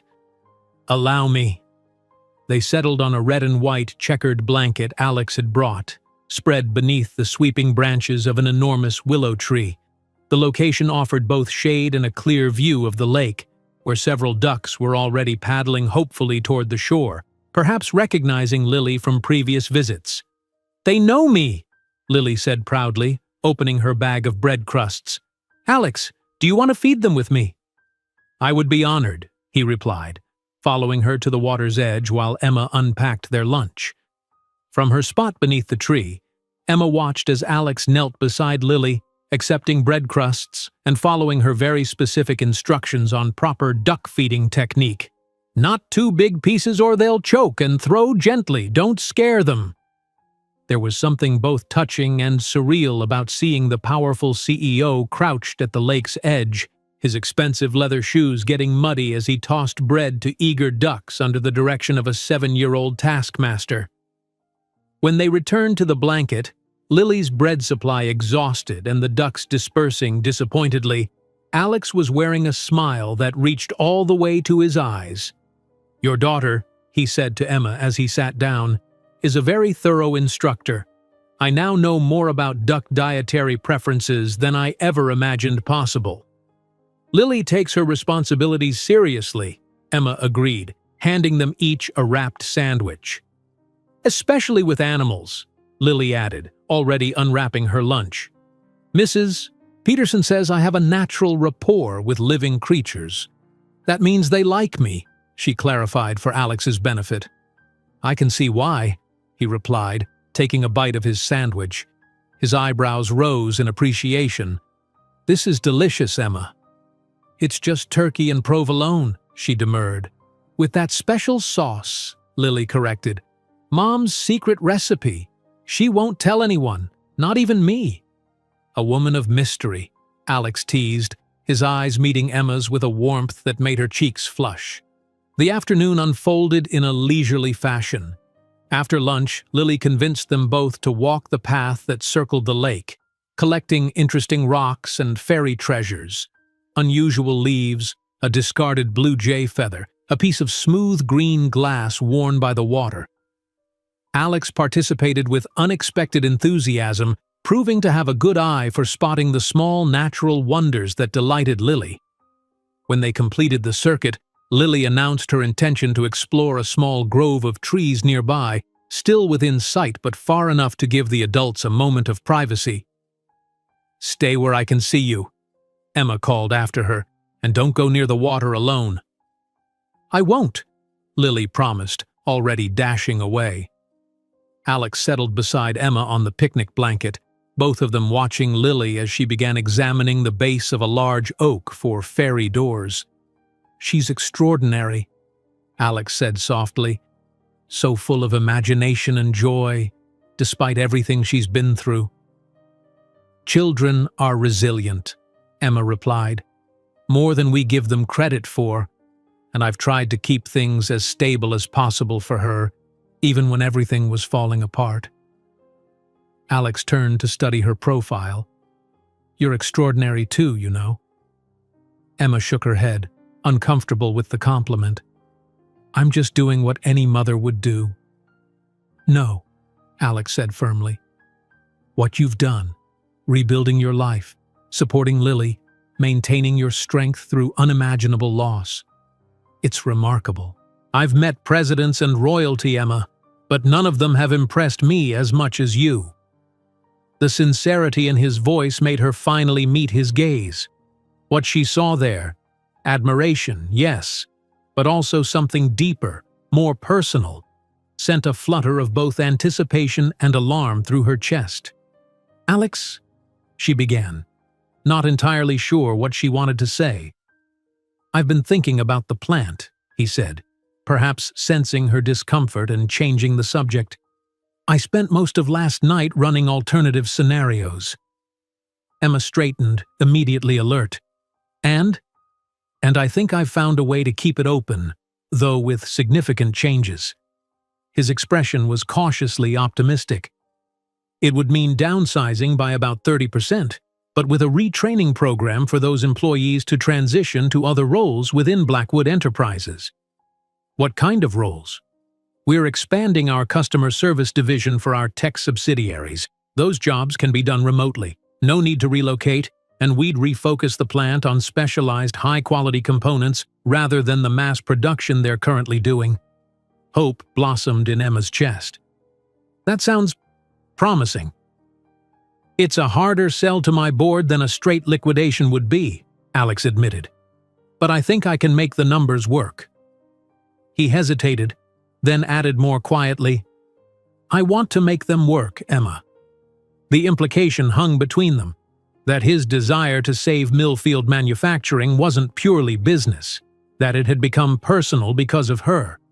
Thank you, she said simply. Don't thank me yet. It's not a done deal. Alex shifted, plucking a blade of grass and twirling it between his fingers. I'll need to present the proposal in person next week, in New York. You're leaving, Emma said, the words flat. Temporarily. But yes, I'll need to go back. He looked at her intently. Emma, Mom, Alex, look what I found! Lily came racing back, clutching something in her hand. She skidded to a stop in front of them, face alight with excitement as she opened her palm to reveal a small heart-shaped stone, worn smooth by water. It's a love rock! Mrs. Peterson says if you find one, you should give it to someone special. She thrust the stone toward Alex with such earnestness that Emma felt her heart contract painfully. Alex accepted the gift with genuine appreciation. Thank you, Lily. I'll keep it safe. You can put it in your pocket, and then whenever you feel it, you'll remember us, Lily instructed. I don't think I'll need a reminder to remember you and your mother, Alex said gently. But I'll treasure it anyway. The moment was interrupted by the chiming of Alex's phone. He glanced at it with a frown, then silenced it. Sorry about that. Is it important? Emma asked. We don't want to keep you if you need to work. Nothing that can't wait. He slipped the heartstone into his pocket. This afternoon is much more important. As the day progressed, Emma found herself increasingly aware of Alex's impending departure.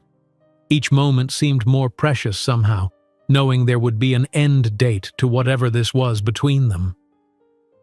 They spent another hour at the lake, skipping stones. Alex proved surprisingly adept, and building a small fairy house from twigs and leaves at Lily's insistence. When it was time to leave for Emma's gardening commitment with Mrs. Patel, Lily's dramatic goodbye to Alex, including a fierce hug around his waist, only highlighted the impact he'd already had on their lives. Will I see you again before you go to New York? Emma asked as they walked to their cars. I'd like that, Alex replied, his hand briefly touching the small of her back. I'm not leaving until Sunday, the day after tomorrow. We could have dinner tomorrow night, Emma suggested, surprising herself with her boldness. At my house? Nothing fancy, but home-cooked. Alex's smile was answer enough before he even spoke. I'd love that. As they parted ways in the parking lot, Emma couldn't help but notice how reluctant Alex seemed to leave, how his eyes lingered on her as she helped Lily into the car. There was something building between them, something that terrified and exhilarated her in equal measure. And in just 2 days, he would be gone. Emma spent Saturday in a state of nervous anticipation. She'd woken before dawn, her mind racing with preparations for the evening ahead. By mid-morning, her small house had been cleaned from top to bottom, grocery shopping completed, and a homemade lasagna prepared and waiting in the refrigerator to be baked. You're acting weird, Mom, Lily observed as Emma rearranged the living room throw pillows for the 3rd time. Is it because Alex is coming for dinner? I just want things to be nice, Emma replied, brushing off her daughter's perceptiveness. Because you like him? Lily pressed, her expression far too knowing for a 7-year-old. Emma paused in her fussing. He's become a friend, yes. I like him too, Lily declared. He looks at you the way Prince Eric looks at Ariel in the movie. Oh, really? Emma asked, amused despite herself. And how is that? Lily thought for a moment, her face scrunched in concentration. Like you're the most special treasure in the whole world. She nodded, satisfied with her description. That's how Daddy used to look at you, too. The simple observation landed like a physical blow. Emma sat heavily on the couch, her throat suddenly tight. "You remember that?" Lily nodded. "From the pictures, and a little bit from before he got sick." She climbed onto the couch next to her mother. "Is it okay that Alex looks at you that way, even though he's not Daddy?" Emma pulled her daughter close, breathing in the scent of her shampoo, strawberry, from the bottle shaped like a cartoon character that had cost more than the generic brand, but had made Lily so happy. "Your daddy would want us to be happy," she said carefully. "But Alex lives in New York and our life is here. He's just visiting." "He could visit a lot," Lily suggested, the simple solution of a child who hadn't yet learned that adult relationships were rarely so uncomplicated. "Maybe," Emma allowed, not wanting to crush her daughter's optimism or acknowledge her own doubts. "Now, how about helping me bake cookies for dessert?" By 6:30, the lasagna was in the oven, filling the small house with the aroma of tomato sauce and herbs. Emma had changed twice before settling on a simple navy blue dress that Michael had always said brought out the gold in her eyes. She'd left her hair down, applied just enough makeup to feel presentable, and was now chopping vegetables for a salad while Lily set the table with their everyday dishes. "Can I use the fancy glasses?" Lily asked, standing on a step stool to reach the cabinet where Emma kept the few nice pieces of glassware they owned, wedding gifts that rarely saw use these days. Emma hesitated, then nodded. "Careful with them, though." The doorbell rang at precisely 7 o'clock. Emma wiped her hands on a dish towel, surprised to find them trembling slightly. This wasn't a date, she reminded herself, just dinner with a friend before he returned to his real life. Alex stood on her porch holding a bottle of wine in one hand and a small gift bag in the other. He dressed more casually than she'd seen him yet. Dark jeans and a charcoal sweater that looked so impossibly soft that Emma had to resist an impulse to reach out and touch it. "Right on time," she said, stepping back to let him in. "Military school training," Alex replied with a self-deprecating smile. "Punctuality was beaten into me at an early age." He offered her the wine. "I hope red is okay." "Perfect, thank you." Emma accepted the bottle, noting the label from an expensive vineyard. "And this," he held out the gift bag, "is for Lily." Before Emma could respond, Lily came racing into the entryway. "Alex, you're here!" She spotted the gift bag and stopped, her eyes widening. "Is that for me?" "It is," Alex confirmed. "Just a small token of appreciation for the excellent duck-feeding lessons yesterday." Lily took the bag reverently and peered inside. Her gasp of delight echoed through the small house as she pulled out a plush duck wearing a tiny blue bow tie. "He's perfect!" she exclaimed, hugging the stuffed animal to her chest. "I'm going to name him Mr. Quackington." "An excellent name," Alex agreed solemnly. "Very distinguished." Emma watched their interaction with a mixture of warmth and caution. Alex's thoughtful gift was sweet, but it also represented another thread binding Lily's affections to a man who would soon be hundreds of miles away. "Something smells amazing," Alex commented, following Emma into the kitchen. "Lasagna," she replied. "Nothing fancy, but it's one of our favorites." "Homemade lasagna sounds like the definition of fancy to me," Alex said, leaning against the counter as Emma checked the oven. "Can I help with anything?" Emma gestured to the wine. "You could open that while I finish the salad."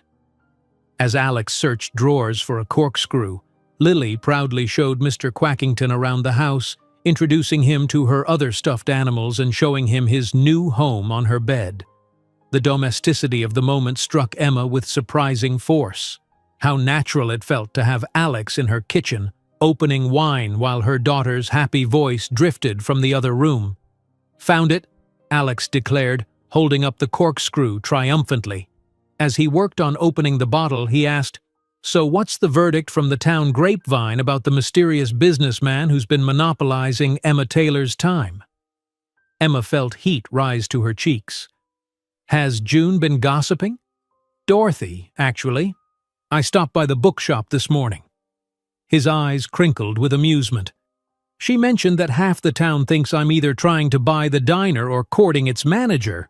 And which is it? Emma asked lightly, though her heart beat faster as she waited for his answer. Alex's expression grew more serious. I think you know I'm not interested in the diner, Emma. The simple statement hung between them, laden with implication. Before Emma could respond, the oven timer buzzed, breaking the moment. Dinner was a lively affair, with Lily dominating the conversation as she often did. She told Alex about her school friends, her favorite books, and her ambition to have a pet duck someday. A real one, not just Mr. Quackington, though he's very nice too. Emma watched Alex with growing affection as he listened to Lily's stories with genuine interest, asking thoughtful follow-up questions and sharing his own childhood memories when appropriate. This man, who commanded boardrooms and managed billion-dollar deals, was completely at ease discussing the social politics of second grade and the relative merits of different ice cream flavors. This lasagna is incredible, Alex said during a rare lull in Lily's chatter. Seriously, Emma, you missed your calling as a chef. Mom's the best cook ever, Lily agreed loyally. She makes the best birthday cakes too. Mine's coming up in 3 weeks and she's making me a spaceship cake. Alex's smile faltered almost imperceptibly. A spaceship cake sounds amazing. Emma caught the change in his expression and understood immediately. In 3 weeks, Alex would be long gone, back to his life in New York. This cozy dinner, the easy conversation, the way they'd begun to fit into each other's lives. It was temporary, a brief intersection of two different worlds. After dinner, Lily convinced Alex to read her bedtime story, an honor usually reserved for Emma alone. From the doorway of her daughter's bedroom, Emma watched as Alex sat on the edge of the bed, Mr. Quackington tucked beside Lily as he read The Paper Bag Princess, with different voices for each character. The scene was so domestic, so natural, that it made her chest ache with longing for something she hadn't realized she was missing. When Lily's eyes began to droop, Alex closed the book softly and whispered goodnight. He stepped into the hallway where Emma waited, pulling Lily's door halfway closed behind him. She's incredible, he said quietly. You've done an amazing job with her, Emma. Thank you, she replied, leading him back to the living room. She's taken a real shine to you. Alex's expression grew serious as they settled on the couch, a careful foot of space between them. I've grown quite attached to her too. To both of you, actually. Emma swallowed hard, knowing they were approaching dangerous territory. Alex. I know, he said, running a hand through his hair. Terrible timing, different worlds, all of it. But I can't leave tomorrow without telling you that these past few days have been the most genuine, most meaningful time I've spent with anyone in years. He met her eyes directly. Being with you and Lily, it's made me question everything about the life I've built. You barely know us, Emma protested weakly. I know enough, Alex insisted. I know that you're the strongest, most compassionate woman I've ever met. I know that when I'm with you, I feel like the man I always wanted to be, not just the corporate machine I've become. His hand inched closer to hers on the couch cushion. And I know that the thought of flying back to New York tomorrow without some understanding of what this is between us is driving me crazy. Emma's heart raced, his words breaking through the careful defenses she'd built around her emotions since Michael's death. What do you want from me, Alex? We're from different worlds. You're going back to board meetings and penthouse apartments, and I'll still be here serving coffee and helping with second-grade homework. What if there was a way to bridge those worlds? Alex asked, his voice low and intense. Would you at least be willing to explore the possibility? How? Long-distance phone calls? Weekend visits that grow fewer and farther between until they stop entirely? Emma shook her head. I can't do that to Lily. Or to myself. I have a different suggestion, Alex said, finally breaching the gap between them to take her hand. Come to New York with me, you and Lily, just for a week. Emma stared at him in shock. What? I have a presentation to the board on Tuesday about the manufacturing plant. After that, I could show you the city, both of you. No pressure, no expectations, just getting to know each other outside of Millfield." "I can't just drop everything and go to New York," Emma protested. "Lily has school, I have work." "School's out for fall break next week," Alex reminded her.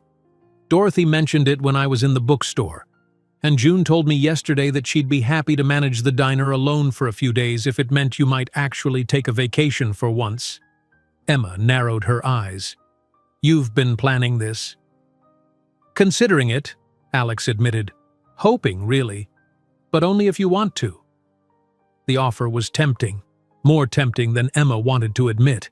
The thought of seeing New York through Lily's eyes, of having more time with Alex, of stepping outside her carefully constructed routine. "What happens after the week is over?" she asked softly. Alex squeezed her hand. "I don't know. But I do know I'm not ready to say goodbye to you tomorrow, Emma Taylor." The sincerity in his voice, in his eyes, cracked something open inside her, a door she'd kept firmly locked since Michael's death. She found herself moving closer to him on the couch, her free hand reaching up to touch his face. "I'm scared," she admitted, her voice barely above a whisper, "not just of going to New York, but of feeling this, whatever this is." Alex turned his face slightly to press a gentle kiss to her palm. "I'm scared too," he confessed. "I'm used to controlling everything in my life, but this, what's happening between us, I can't control it, and it terrifies me." They sat like that for a long moment, close enough to feel each other's warmth, balancing on the precipice of something neither had expected to find in a chance encounter on a rainy night. "Yes," Emma said finally, the word escaping before she could reconsider. "Yes," Alex repeated, a hopeful note in his voice. "Yes, we'll come to New York. For a week." She managed a shaky smile. "Lily will be over the moon." The joy that spread across Alex's face made him look younger, more carefree than she'd seen him yet. Without warning, he leaned forward and pressed his lips to hers. A soft, questioning kiss that she returned with equal gentleness. When they separated, both slightly breathless, Alex rested his forehead against hers. "Thank you," he murmured. "For what?" "For giving this a chance. For being brave enough to take a leap when it would be so much easier to stay safely on solid ground." As Emma looked into his eyes, she felt both the thrill of possibility and the weight of risk. But for the first time in 3 years, the future seemed to hold something more than just survival. It held the promise of joy. New York City unfolded beneath them as the private jet began its descent, a sprawling metropolis of glass and steel that seemed to extend endlessly in all directions. Emma sat with her face pressed to the window, as entranced as Lily by the view below. "That's Central Park," Alex explained, pointing to the rectangular green space amid the urban landscape. "And over there, that tall building with the spire, that's the Empire State Building." "It looks like Legos from up here," Lily observed, her nose smudging the window as she strained for a better view. Mr. Quackington sat on her lap, positioned so he too could see the approaching city. Emma still couldn't quite believe they were here. The past 3 days had been a whirlwind. After Alex's departure on Sunday, she'd spent hours debating whether to actually follow through with their impulsive plan. June had practically pushed her out the door of the diner, insisting she'd manage fine for a week. Dorothy had helped assemble a list of must-see attractions for Lily. Even Mrs. Patel had enthusiastically offered to water Emma's small garden and collect her mail. And now here they were, landing in a private jet Alex had sent for them, despite Emma's protests that they could take a commercial flight, about to spend a week in New York City with a man she'd known less than 10 days. "Nervous?" Alex asked quietly, his hand covering hers on the armrest between them. "Terrified," Emma admitted with a small smile. "But in a good way, I think." His answering smile warmed her from the inside out. Alex looked different here, more in his element, his posture straighter, his gestures more commanding.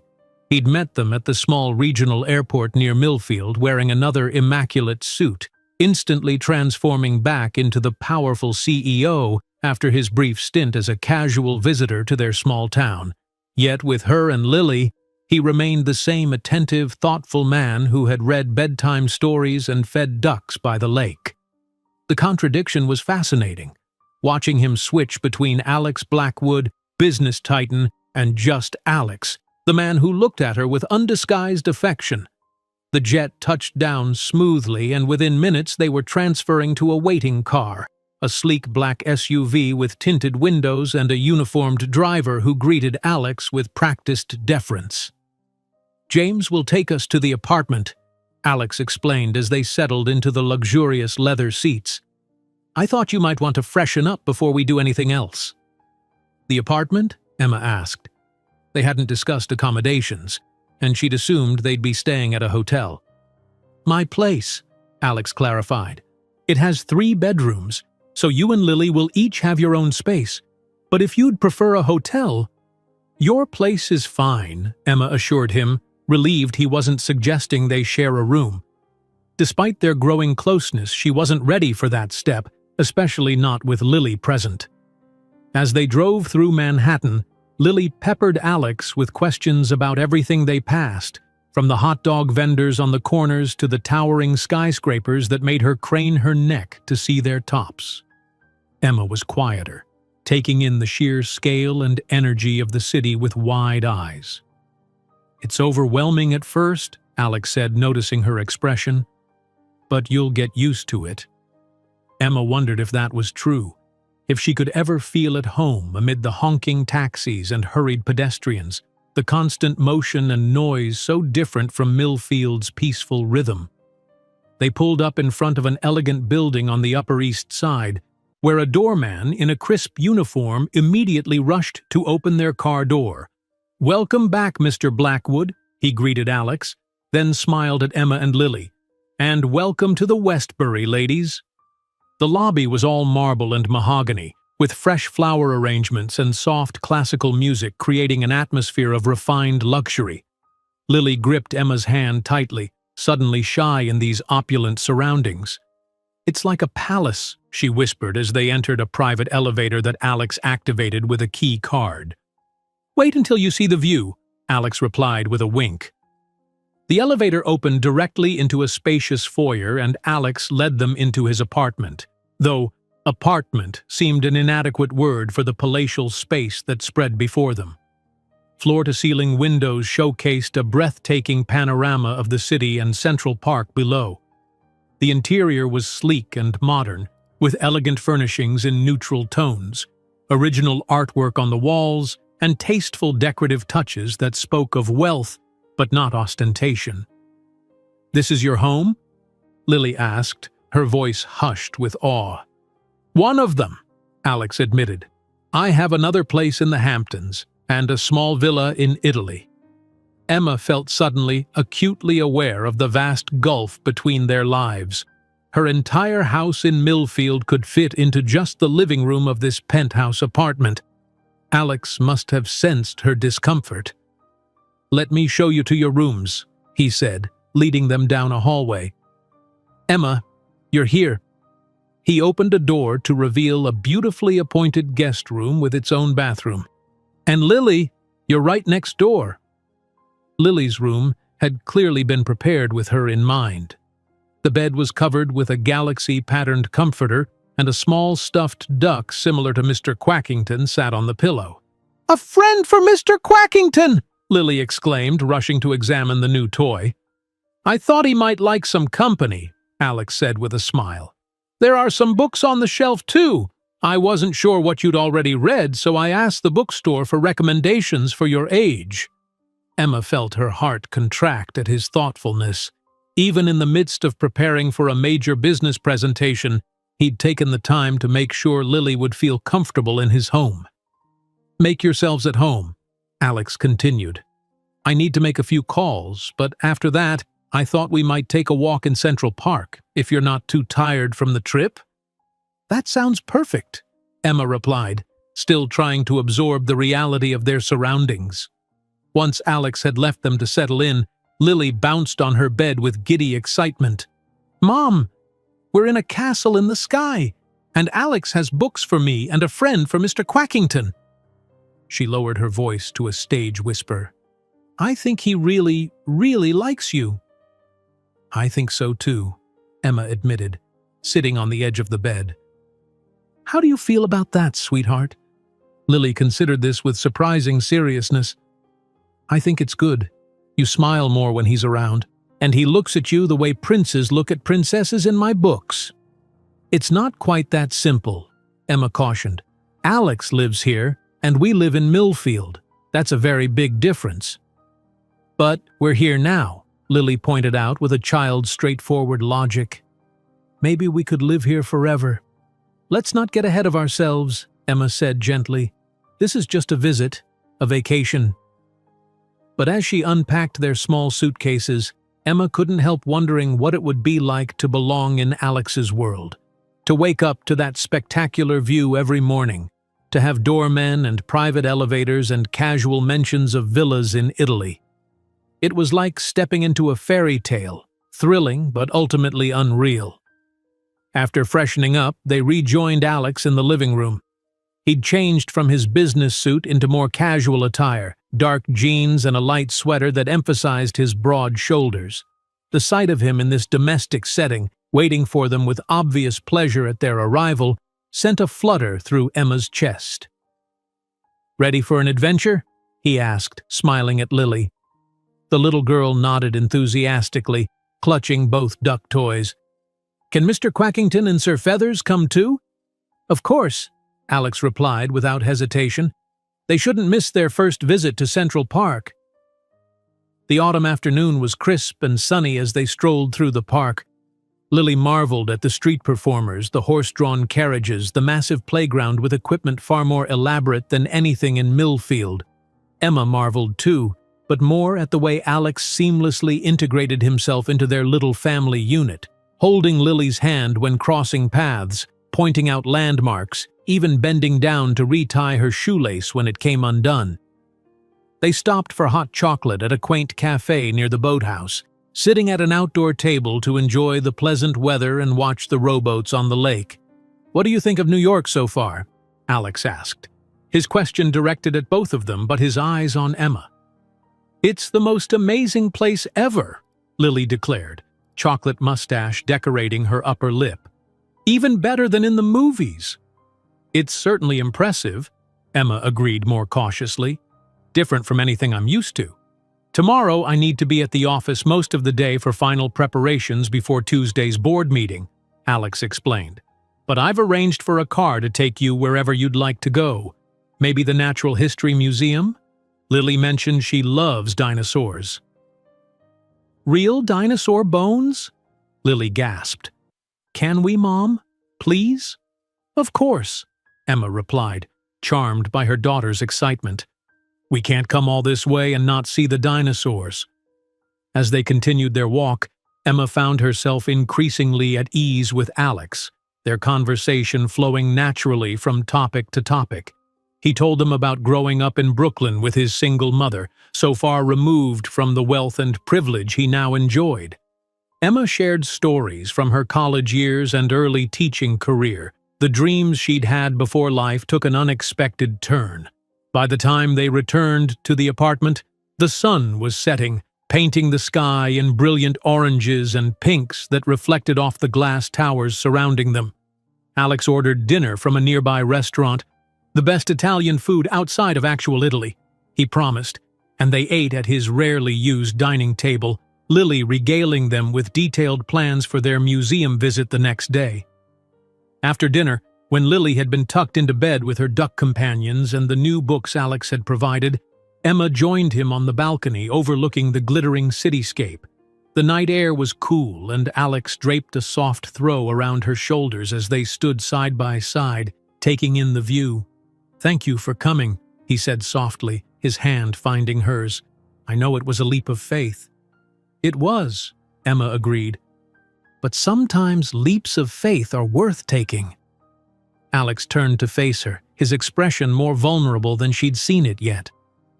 Emma, I need you to know something before I go into that board meeting on Tuesday. What is it? Whatever happens with the Millfield plant, my feelings for you and Lily are completely separate from that business decision. I want to save those jobs because it's the right thing to do, not to impress you or win your affection. Emma studied his face in the dim light. I believe you, she said finally. But the outcome will affect our town, our lives, regardless of your intentions. I know. Alex's thumb traced circles on the back of her hand. That's why I've been working so hard on this proposal. I need the board to see what I see, that sometimes the human equation matters more than the bottom line. And if they don't agree? Alex's jaw tightened. I have contingency plans, but let's not worry about that tonight. He pulled her gently closer. Tonight, I just want to enjoy having you here. As his lips found hers in a tender kiss, Emma allowed herself to melt into the moment, the city lights twinkling below like fallen stars. Whatever complications tomorrow might bring, tonight she was here, wrapped in warmth and possibility, taking a chance on something, someone she hadn't been looking for, but might have needed all along. Tuesday morning dawned clear and bright, sunlight streaming through the floor-to-ceiling windows of Alex's apartment. Emma woke early, a flutter of nervous anticipation in her stomach. Today was the board meeting, the decision that would affect not just the future of Millfield Manufacturing, but potentially her relationship with Alex as well. She found him already awake, dressed in a perfectly tailored charcoal suit, reviewing documents at the dining table. A pot of coffee steamed beside him, and he looked up with a smile when she entered. Good morning, he said, rising to pour her a cup. Sleep well? Better than I expected, Emma admitted, accepting the coffee gratefully. Big day for you. Alex nodded, his expression betraying a rare glimpse of tension. The board meeting is at 10. I've been going over the numbers one last time. And? Emma couldn't help asking. And I think I can make a compelling case. He set his tablet aside, giving her his full attention. The financial models show that with targeted investment and restructuring, the plant could be profitable within 18 months. Not as profitable as liquidation would be in the short term, but sustainable in the long run. Emma wrapped her hands around the warm mug, trying to temper her hope with realism. Will that be enough to convince them? It should be. I'm the CEO, they generally defer to my judgment. His confidence was returning, the momentary vulnerability replaced by the assurance of a man accustomed to getting his way. But ultimately it's a vote, and some of the board members are more focused on immediate returns than long-term sustainability. They were interrupted by the patter of small feet as Lily emerged from her bedroom, still in pajamas, hair tousled from sleep. Good morning, she chirped, climbing onto a chair at the table. Are we going to see the dinosaurs today? Absolutely, Alex confirmed, his serious demeanor softening instantly. James will take you to the museum while I'm in my meeting. Will you come find us after? Lily asked, accepting a glass of orange juice from Emma. As soon as I can, he promised. And tonight I thought we might celebrate. I have a surprise planned. Emma raised an eyebrow. A surprise? You'll see, Alex replied with a mysterious smile. For now, I need to head to the office. The car will be ready for you at 9, and I've arranged for an expert guide to meet you at the museum. Someone who can show Lily all the best exhibits. Before Emma could protest this unnecessary extravagance, Alex was gathering his documents, slipping them into an expensive leather briefcase. He kissed Lily's forehead, then paused beside Emma. Wish me luck? He asked, a hint of vulnerability returning to his eyes. Emma rose on tiptoe to kiss him softly. Good luck. Whatever happens, we'll be okay. His answering smile was warm with gratitude. I know. I'll see you both later. After he left, Emma stood for a moment by the windows, watching the city come alive 40 stories below. People hurried along the sidewalks, yellow taxis navigated the morning traffic, and the sun glinted off glass and steel in every direction. Somewhere in one of those buildings, Alex would be fighting for Millfield's future, and perhaps, in some way, for theirs as well. "Mom?" Lily's voice drew her attention. "Do you think Alex will really find us at the museum?" "I'm sure he will," Emma replied, turning back to her daughter. "Now, let's get you ready for your dinosaur adventure." The American Museum of Natural History was everything Lily had hoped for and more. Their guide, a doctoral student in paleontology named Marcus, seemed genuinely delighted by Lily's enthusiasm and knowledge. He led them through the fossil halls, answering her rapid-fire questions with patience and humor. "This T-Rex is one of the most complete specimens ever found," he explained, standing beneath the towering skeleton. "It's about 65 million years old." "Older than Alex?" Lily asked with complete seriousness, causing both Marcus and Emma to burst into laughter. "Just a bit," Emma confirmed, smiling at her daughter's innocence. As the morning stretched into afternoon, Emma checked her phone periodically, hoping for news from Alex. The board meeting should have ended hours ago, but no message came. She tried not to read too much into the silence, focusing instead on Lily's joy as they explored the museum's vast collections. They were examining a display of gemstones and minerals when Emma felt a presence beside her. Turning, she found Alex watching them with an expression of such tenderness that her breath caught in her throat. "Alex!" Lily exclaimed, rushing over to hug him around the waist. "We saw the biggest dinosaurs ever, and meteors, and glowing rocks." "Sounds like quite an adventure," he replied, his eyes meeting Emma's over Lily's head. There was something in his gaze, a mixture of relief and triumph that made her heart leap. "Well?" she asked quietly once Lily had returned to the display case, pointing out a particularly sparkly geode to Marcus. "The board voted to approve my proposal," Alex said, his voice calm but his eyes bright with victory. "The plant stays open with a restructuring plan that will actually add jobs in the long run. We're going to transform it into a specialized manufacturing center for our tech division." Emma felt tears spring to her eyes. "You did it." "We did it," Alex corrected, taking her hand. "Your perspective helped me see the human side of the equation. It made all the difference in my presentation." She wanted to kiss him right there in the middle of the museum, but settled for squeezing his hand instead. "Thank you. This means everything to Millfield." "I know," Alex replied. "And now, if you and Lily are ready, I think it's time for that surprise I mentioned." The surprise turned out to be a private sunset helicopter tour of the city, followed by dinner at an exclusive rooftop restaurant with breathtaking views of the Manhattan skyline. For Lily, who had never seen her hometown from above, the helicopter ride was magical. She pressed her face to the window, pointing excitedly at each landmark as they flew past. "I can see the Statue of Liberty and the Empire State Building, and look, there's Central Park where we walked yesterday." Emma, who had initially been nervous about the helicopter, found herself equally enchanted. The city transformed from an overwhelming maze of streets and buildings into a glittering tapestry of lights and possibilities as the sun set and darkness fell. Alex sat beside her, his arm around her shoulders, watching her reaction with evident pleasure. "Worth conquering your fear of heights?" he murmured in her ear. "Absolutely," she replied, overwhelmed by the beauty before them and the joy of sharing it with him. At the restaurant, they were seated at the best table, with Lily insisting that Mr. Quackington and Sir Feathers join them. Alex arranged for 2 extra chairs without batting an eye. The staff treated them like royalty, and Emma noticed several people glancing their way with curious expressions. "Are they staring because they know you?" she asked Alex quietly while Lily was distracted by the dessert menu. "Probably," he admitted. "I don't usually dine out with such beautiful companions." Emma blushed, still not entirely comfortable with compliments. "This has been an incredible day.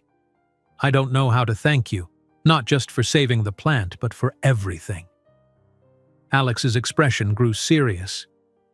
"There's something I want to talk to you about, Emma. Something important." Her heart skipped a beat. "Okay. These past days, getting to know you and Lily, showing you New York, even just having breakfast together this morning, they've been the happiest I can remember in years." He took her hand across the table. "I don't want it to end when you go back to Millfield on Sunday." "Alex," Emma began, uncertainty in her voice. "I'm not proposing," he clarified quickly with a small smile. "Not yet, anyway. That would be rushing things, even for me." His thumb traced circles on her palm, a gesture she'd come to associate with him. "But I am suggesting that we find a way to make this work. A real relationship, not just a vacation fling." "How?" Emma asked, the practical question that had been haunting her since their first dinner together. "Our lives are so different. You're here, I'm there.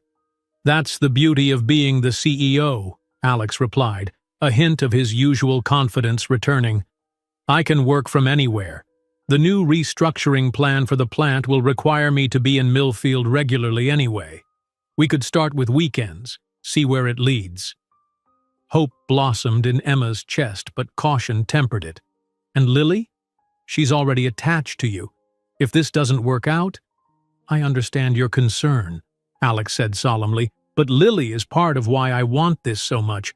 She's extraordinary, Emma, just like her mother. I know it's a huge responsibility being in her life, and I don't take that lightly." Emma studied his face, seeing nothing but sincerity in his eyes. "You're really willing to commute between New York and Millfield?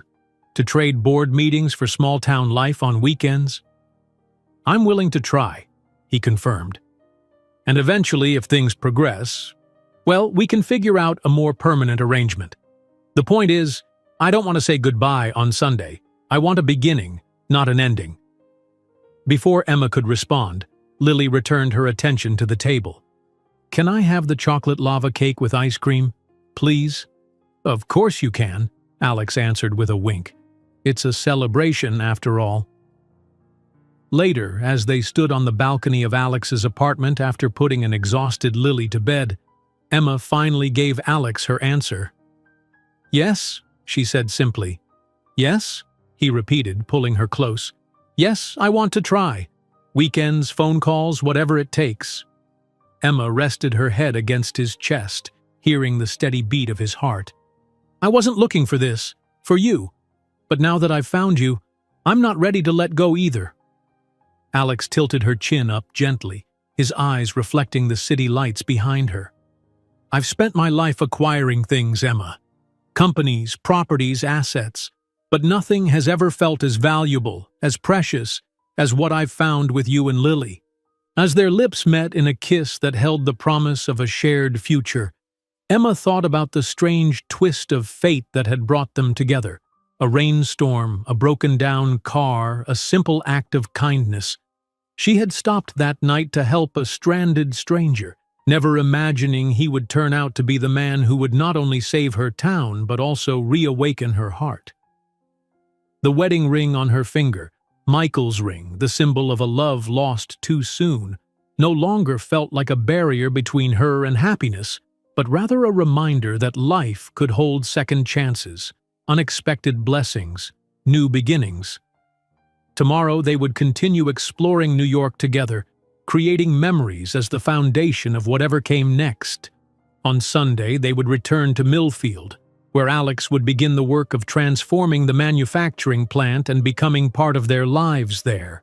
The future held no guarantees, but for the first time in years, Emma looked toward it with hope rather than resignation.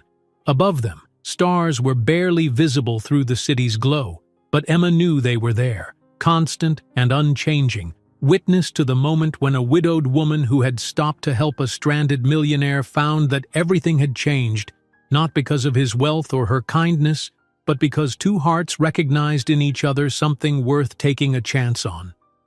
If you enjoyed this story, don't miss the next one. Just click on the screen